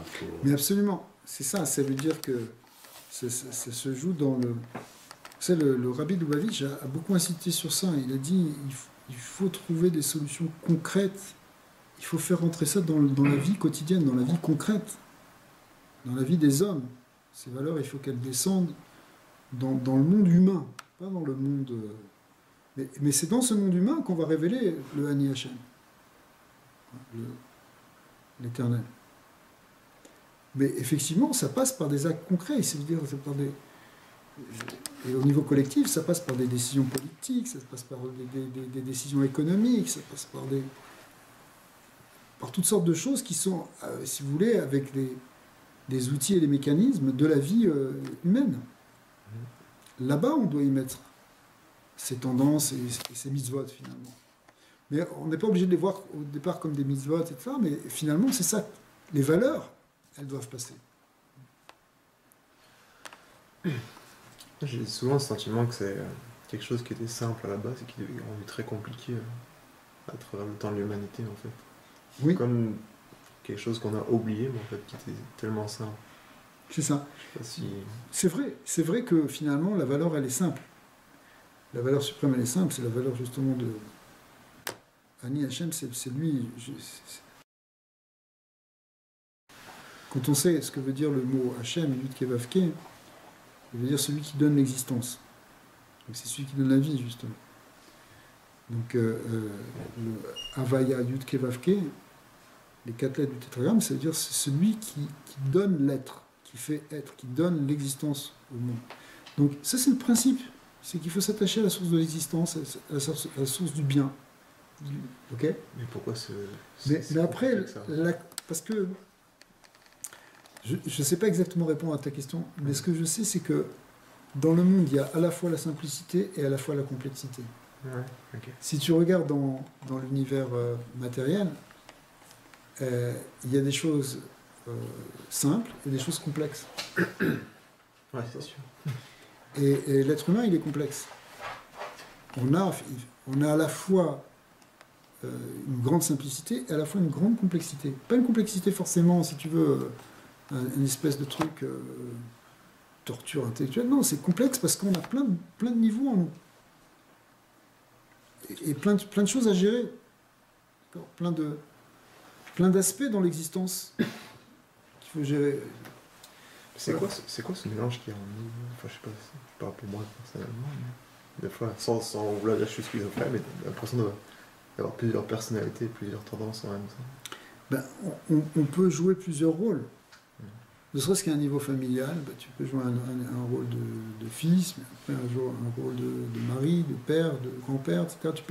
Tu peux avoir, pour donner un exemple. Mais après, c'est aussi ben, dans toutes tes relations interpersonnelles avec l'univers qui t'entoure, ben, à chaque fois tu vas fonctionner d'une manière à chaque fois un peu différente, suivant les situations. Heureusement, c'est pour ça que c'est parce que tu as plusieurs facettes en toi. Mais derrière toutes ces multiples facettes qui font la richesse de ta personnalité, il y a un principe unique et simple, qui est ton essence, qui est ce que tu es réellement. Ça aussi, il faut le révéler.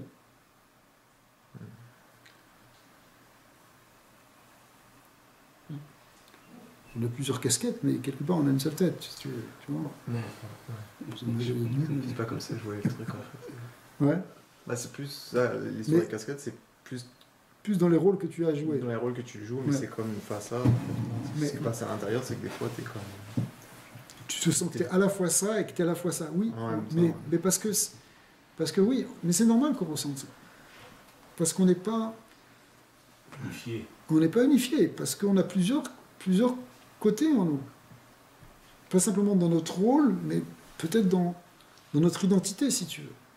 On a une identité qui est multiple. Mais en même temps, il faut arriver à unifier toutes ces identités. Des fois, c'est multiple au niveau culturel, au niveau identitaire, mais des fois, c'est simplement parce que on perçoit qu'on a un côté comme ça, profondément comme ça, et un autre côté, et parfois ils sont un peu contradictoires. Il faut unifier ces parties, mais Question de maturité aussi, j'imagine. c'est aussi une question de maturité, mais il y a un travail justement d'unification à faire. Et d'harmonisation. De réparation. Ouais, c'est ça, c'est comme c'est séparé parce qu'il y a une faute à réparer en fait. Ce Il faut, mélange ça peut être ça, ouais. qui est perturbant, ce mélange qui. Ouais. Justement, qui. Il y a un éloigne de travail la- d'éclaircissement, de la etc. paix, quoi. Ouais. C'est un problème de paix qu'on peut avoir.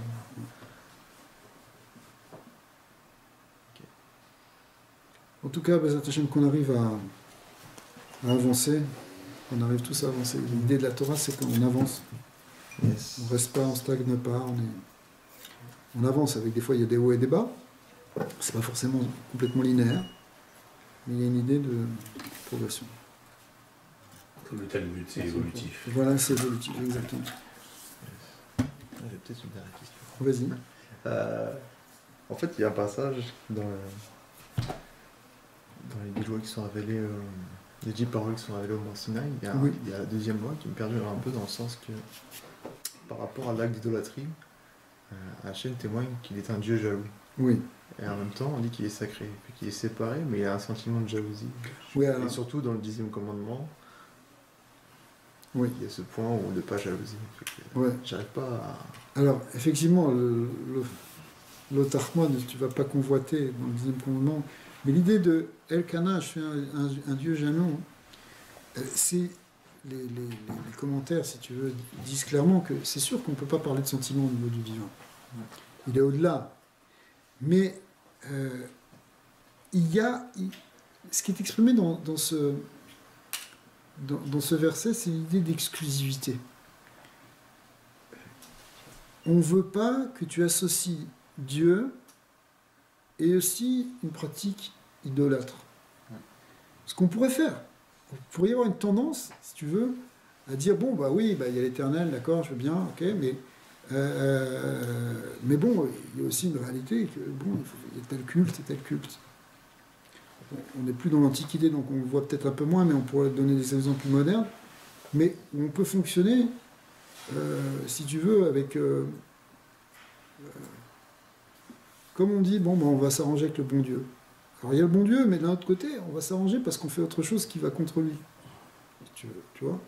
Mais on est tous un peu comme ça. Alors, ce verset, il dit non, il faut aller vers l'unité, vers l'exclusivité.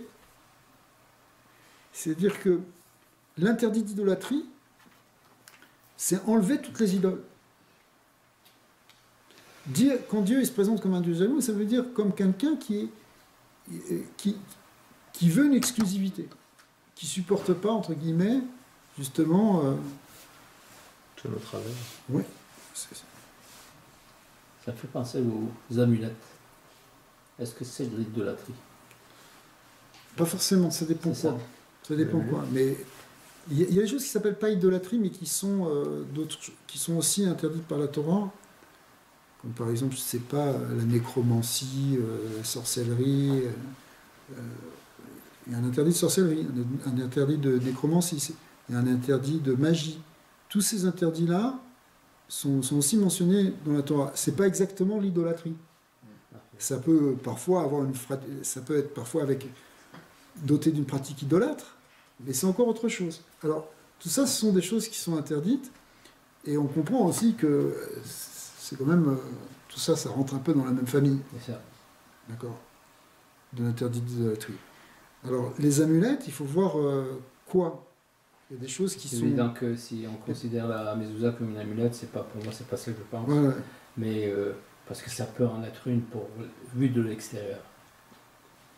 Mais moi, je suis né dans un pays oriental, musulman, et en fait, il y a beaucoup de pratiques magiques. Beaucoup de pratiques magiques, et puis en Afrique, on est quand même pas loin de l'animisme, tout ça, les animes. Et puis, c'est ça. Moi, je sais que moi, je me souviens jeune que je connaissais des musulmans, même des juifs qui avaient leur amulette, et puis ils Oui. tenaient beaucoup. Ouais. Alors, ça dépend quoi. Il faut voir ce qu'il y a il faut voir ce qui est marqué dans l'allumette. Dans l'allumette. Dans la lunette de l'allumette. Voilà. Alors, ça dépend quoi. C'est pour ça, là, il faut regarder si justement ça fait appel à des choses qui ne seraient pas, entre guillemets, cachères, ou si c'est simplement... Donc une amulette peut être cachère. Oui, ça peut, dans certains cas, oui. Parfait. Ouais. C'est ce que je voulais. Ça, c'est des amulettes comme le ambre, qui est les 12 différentes pierres. Là, que le Oui, ça peut être des choses comme ça. Parce Il y a que des ça, choses... à la limite, c'est facile de frôler l'idolâtrie avec Tout à fait. C'est ça, il faut faire attention. C'est pour ça que C'est dans la Torah, il ne pas tout le temps. C'est toujours le il y a des choses qui sont permises, mais c'est très peu de choses. Ça dépend quoi. La mezouza, c'est pas une amulette, tu as raison de le dire, c'est en fait un texte de la Torah. C'est deux paragraphes de la Torah. Le paragraphe du Shema Israël, le premier paragraphe du Shema Israël, et le deuxième paragraphe, qui sont un qui est dans la paracha Vaetranan et l'autre qui est dans la paracha Ekev. Donc c'est des parties de la Torah, si tu veux, qui sont écrites, qu'on met à la porte en rentrant, enfin, tomber sur les portes, effectivement. Et c'est plutôt l'idée de base, c'est que justement, c'est pour être attaché à la Torah, pour prendre conscience de cette parole, de ce qui est contenu, en fait, dans le contenu. Maintenant, c'est certain que ça a aussi un impact, une influence, parce que c'est un parchemin qui est sacré. Il est écrit avec sainteté, il est écrit avec le nom de Dieu. Il a été fait, même il y a une intention qui est faite dans le tannage de la peau, etc. On a mis de la sainteté dedans. On ne peut pas le jeter après, on peut pas, il faudra l'enterrer. Et Maïmonide, qui est un rationaliste, entre guillemets, il dit c'est tout à fait normal de passer, d'embrasser la mezouza, parce que c'est pour montrer notre amour et notre affection pour les lois de Dieu. D'accord ? Donc c'est pas quelque chose qui est d'ordre de superstition ou de l'ordre... C'est un témoignage. C'est exactement ça, c'est un témoignage, c'est une prise de conscience, c'est mettre ça dans le lieu de passage où quand tu passes d'un plan à l'autre, tu dois avoir conscience de ça. Donc un ben roi est tout à fait autorisé à pouvoir embrasser une mezouza. Oui, bien sûr. Pas à détenir une, je pense, parce qu'à ce moment-là, il y a beaucoup de... Parce qu'on avait soulevé le problème, enfin la je sais question. pas. Apparemment. Parce qu'il y a le schéma dedans, et puis qu'est-ce qu'il y a? En fait, c'est les 2 premiers paragraphes du schéma Israël. Quand tu trouves dans le Sidour, le schéma Israël, il y a 3 paragraphes. Donc il n'y a pas d'obstacle. Non, bien sûr que non. On va en avoir chez nous peut-être quand même. C'est ça. Ah, non, oui, c'est ça. Je pense que ce que disait C'est ça, Abraham, après c'est ça. c'est l'exposer. C'est comme la kippa, par exemple. Nous, on n'est pas juifs. Donc, s'exposer à un monde juif en tant que non-juif, il n'y a pas de problème avec des juifs. Mais quand on projette l'image d'un juif alors qu'on n'est pas juif et qu'on est dans un monde non-juif, ça peut créer un... C'est pas nécessaire. C'est ça. Non, ça peut créer même des dégâts. Absolument. Ouais, peut-être. Ouais, peut-être. Je pense que c'est un sujet qui est ouvert aujourd'hui. Qui est ouvert. Ouais. Quelles sont les limites de la pratique des bénins noirs, si tu veux? Il y a certains qui diront ouais, c'est absolument pas permis, etc. D'autres qui sont un peu plus ouverts. Est-ce que vous êtes ouvert? Par nature, Pas sur arc-en-ciel. par nature, ouais, j'ai une tendance Oui, je ouverte. sais bien. Mais maintenant, c'est pas forcément ce qui doit être. C'est quoi pas un Ouais, exactement. Mais il y a l'histoire des 2 voisins, un juif et un juif, qui a la mezouza et l'autre qui met des caméras partout. Et il n'a jamais de voleur, celui qui est juif. Alors il dit, mais comment tu fais? Dis-moi ton secret. Il a dit, ben là, tu vois, je suis protégé par Dieu, c'est la meilleure protection. Il dit, ok, alors moi, je veux faire aussi, mais il n'est pas juif. Alors il met partout. Et quelques jours plus tard, il revient et il dit, écoute, enlève-moi tout, j'en ai marre, tous les jours j'ai des visites là pour... C'est d'accord. J'en veux plus, je préfère les voleurs. Il y a ça aussi. Moi, je me suis fait repérer. Cette histoire, c'est marrant. Excellent. Yes. Mais est-ce qu'on peut en avoir ou pas, du coup?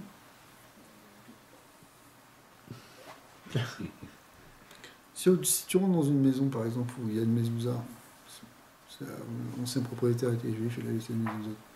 Je sais pas si tu dois les enlever. Je sais pas, c'est pas... Effectivement, mon voisin, par exemple, ses anciens sont des juifs, ils ont tout laissé. Chez moi, ils ont tout laissé, ils ont tout enlevé sauf les plastiques. Ils ont laissé le plastique dedans, il n'y a rien. Moi, je ne crois pas du tout que ce soit interdit pour un non-juif de mettre devant sa porte, parce que t'es peut-être pas obligé. L'idée, c'est... Devant la porte, forcément. Non, mais... Ouais, peut-être, mais...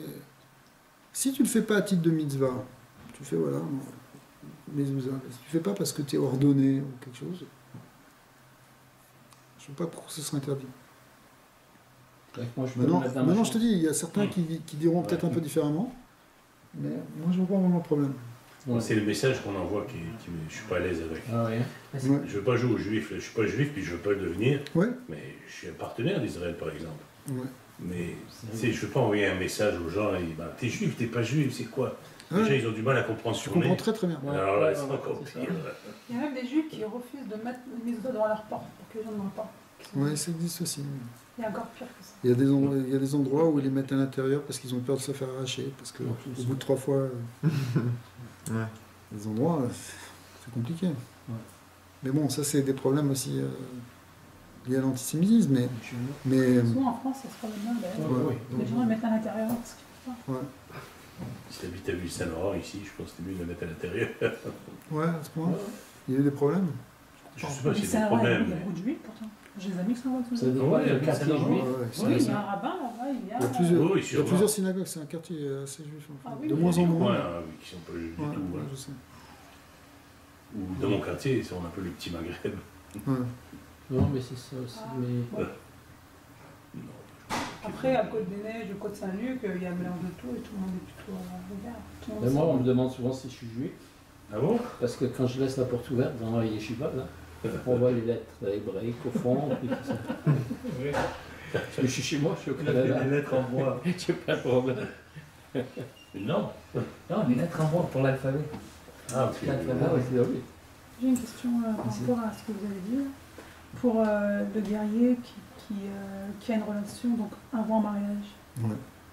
Et vous avez dit que pendant 30 jours, il ne doit pas la toucher s'il décide de l'épouser, Ouais. si elle n'est pas juive. Elle n'est pas juive, à ce moment-là, il faut qu'elle se convertisse aussi. Oui, mais c'est pas aussi facile, c'est pas aussi rapide. C'est pas aussi facile, Le pas aussi judaïsme, rapide. c'est pas ça. Dans les 12 mois, non? C'est Comment un ça se période de passe 12 mois? C'est pas l'islam, C'est 30 jours. Donc, comment on fait? Elle va avoir un statut un peu particulier, hein, finalement, cette femme. C'est pas tout à fait. De toute façon, c'est pas une loi qui existe aujourd'hui. Hein. C'est pas que ce soit clair. C'est des choses qui C'est existaient comme avant. le garde-chef. Ouais, c'est même encore plus, je dirais, mais encore plus complexe comme loi. Donc c'est plus applicable, je veux dire. Ouais, c'est pas applicable. C'est pas du tout applicable. Mais comment ça se passait à Mais l'époque? l'idée, si ça se passait, parce que ça se passait pas forcément, mais parce que c'est pas sûr qu'on a tellement fait ça. Mais c'est bon, C'était prévu par la loi. ouais, il y a eu des cas. Eh bien oui, il faut que la femme aussi elle accepte. C'est ça. Si elle ne veut pas. Si elle veut pas, c'est un problème. Il n'y a pas de mariage, de toute façon. Non. Donc elle n'est pas répudiée, mais elle ne peut pas être répudiée si elle n'est pas mariée. Ouais. Donc il n'y a rien qui se passe. C'est comme ça que je Et le comprends. il doit l'envoyer. Ouais, ça. Il n'y a rien qui se passe à part le fait qu'il y a eu quand même. Mais imaginons qu'elle souhaite finalement, elle le ressent, Ouais. elle le souhaite, elle fait le choix. Qu'est-ce qui se passe du coup? Il faut aussi que le mari le veuille, enfin l'homme le Et veuille. là, on Et pense bien à ce beaucoup- moment-là, il se marie. Elle se convertit. Ok. Et peut-être s'il lui faut un peu plus de temps possible, qu'elle va prendre plus de temps, si tu veux. S'il y a une naissance dans cette union, est-ce Ouais. que cette notion de mamzer s'applique? Non, c'est pas indigne de mamzer. Même ça, Voilà. c'est pas. Parce que c'est un. Ça va donner ce qu'on appelle un ben sorer ou moré, un enfant avec qui on risque d'avoir des problèmes. Ah oui. Ah oui, d'accord. Mais c'est ce c'est que la vrai. Torah Dans la présente. suite de la paracha, il y a Ouais, toutes c'est les- juste après. Voilà. Pourquoi il reste qu'il y a des problèmes? Il y a trois Parce qu'il- étapes. parce qu'il Parce a que, pas de le- statut. parce que l'union était peut-être pas Ah, ok, justement d'accord, faite c'est tellement ça. dans la sainteté et tellement avec des bonnes intentions. Ouais. D'accord. Parce que justement, ça aussi, ça fait partie. Dans le don de la vie, Ouais, il y a l'intention il y a de le faire l'intention aussi. qui est importante aussi. Là, je comprends encore mieux la notion de sainteté, en fait. Après avoir parlé du Shalom Bayit et tout ça, Ouais. ça c'est clair. C'est un peu plus clair. Mais C'est même juste- oui, c'est vrai. sa femme était comme.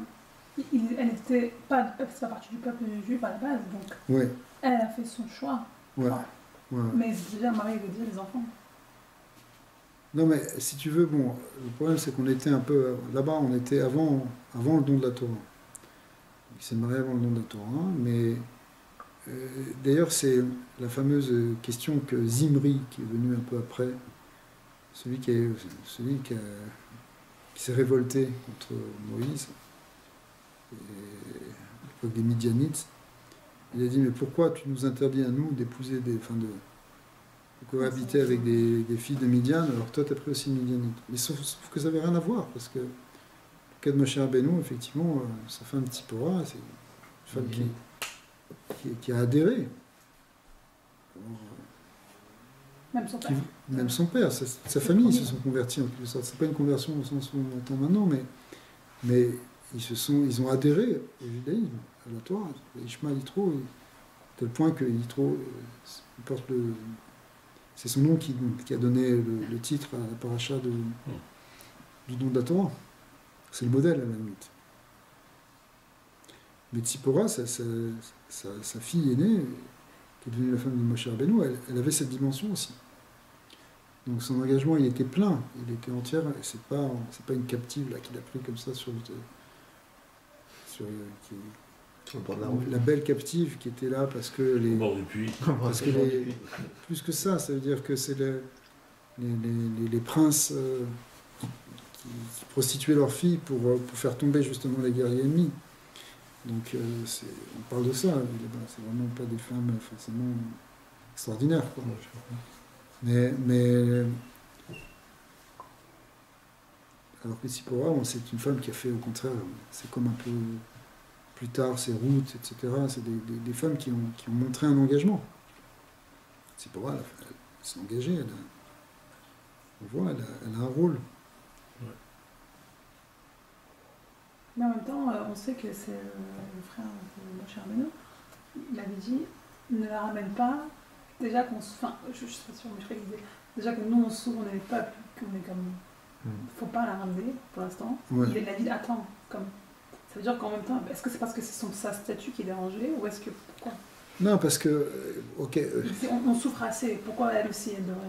Ouais, c'est comme retourner en Pologne en 1940. Il faut faire attention, quoi.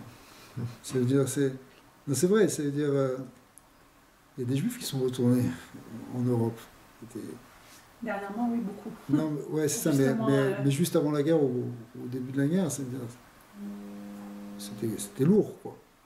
Là, c'est un peu la même chose, dans ce dialogue dont tu parles, c'était un peu la même idée, c'est-à-dire on était sous l'esclavage de l'Égypte, à quoi bon retourner là-bas, quoi. Et on voit que bon, finalement, ils sont allés. Excellent. Ok, on va arrêter là. Non, mais c'est pour vous, excellent. là, parce que nous, on a des questions jusqu'à demain. Ouais, pas de problème. Ah ouais. Dernière question, vas-y. Pour la Shrina, est-ce que vous pouvez m'expliquer exactement c'est quoi? Parce que moi j'ai une idée, mais je pense que je ne suis pas très précise par rapport à ça. La Shekhinah, c'est un mot qui est employé par les Chachamim, par les sages.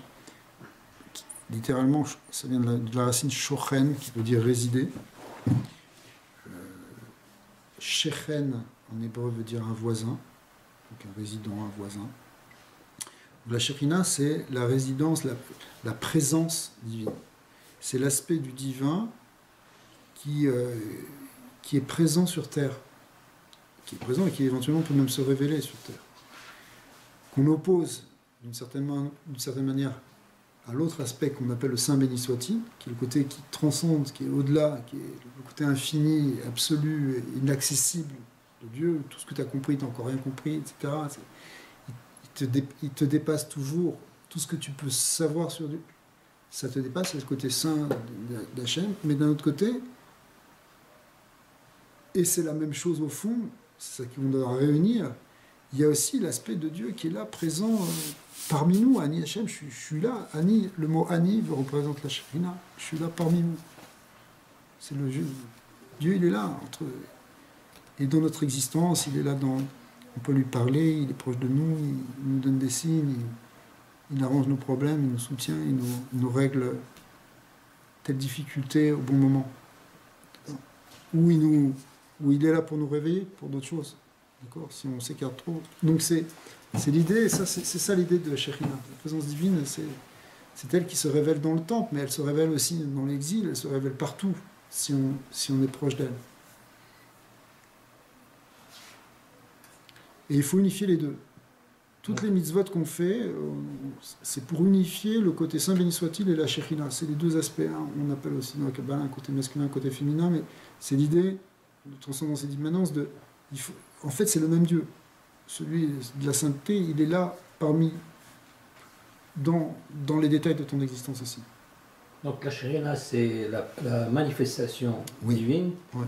alors que la présence divine est partout, mais c'est la manifestation. C'est sa manifestation, c'est ça. Mais des fois elle est manifestée, des fois elle n'est pas manifestée aussi. Oui. Elle est cachée. Il y a aussi l'idée d'exil de la Shekhinah, où la Shekhinah est elle-même voilée. Mais tout en étant voilée, elle est quand même là. Donc tu peux... Elle est avec toi. Quand toi tu es dans une situation d'exil, elle est aussi avec toi. Quand tu es dans la détresse, elle est avec toi. Dieu, il est là avec toi même dans la détresse. Et il est là aussi dans la joie. Il est là. C'est l'idée qu'il est là. C'est juste nous qui ne sommes pas toujours là. C'est exactement ça. C'est-à-dire que c'est nous qui sommes aveugles à ça. À notre niveau. Il y a longtemps. Bah, Tout le temps. et comment tu Toujours, dis toujours qu'ils sont au niveau. le voilement de la face divine, il est en nous en fait. Le voilement de Dieu, il est en nous. C'est nous qui voilons les choses. C'est nous qui voyons pas. On a comme des œillères, des ornières. Voilà. Alors qu'on y Qu'est-ce arrive. que ça fait notre affaire des fois? C'est ça qui est terrible. Merci beaucoup. Merci. C'est la question suivante.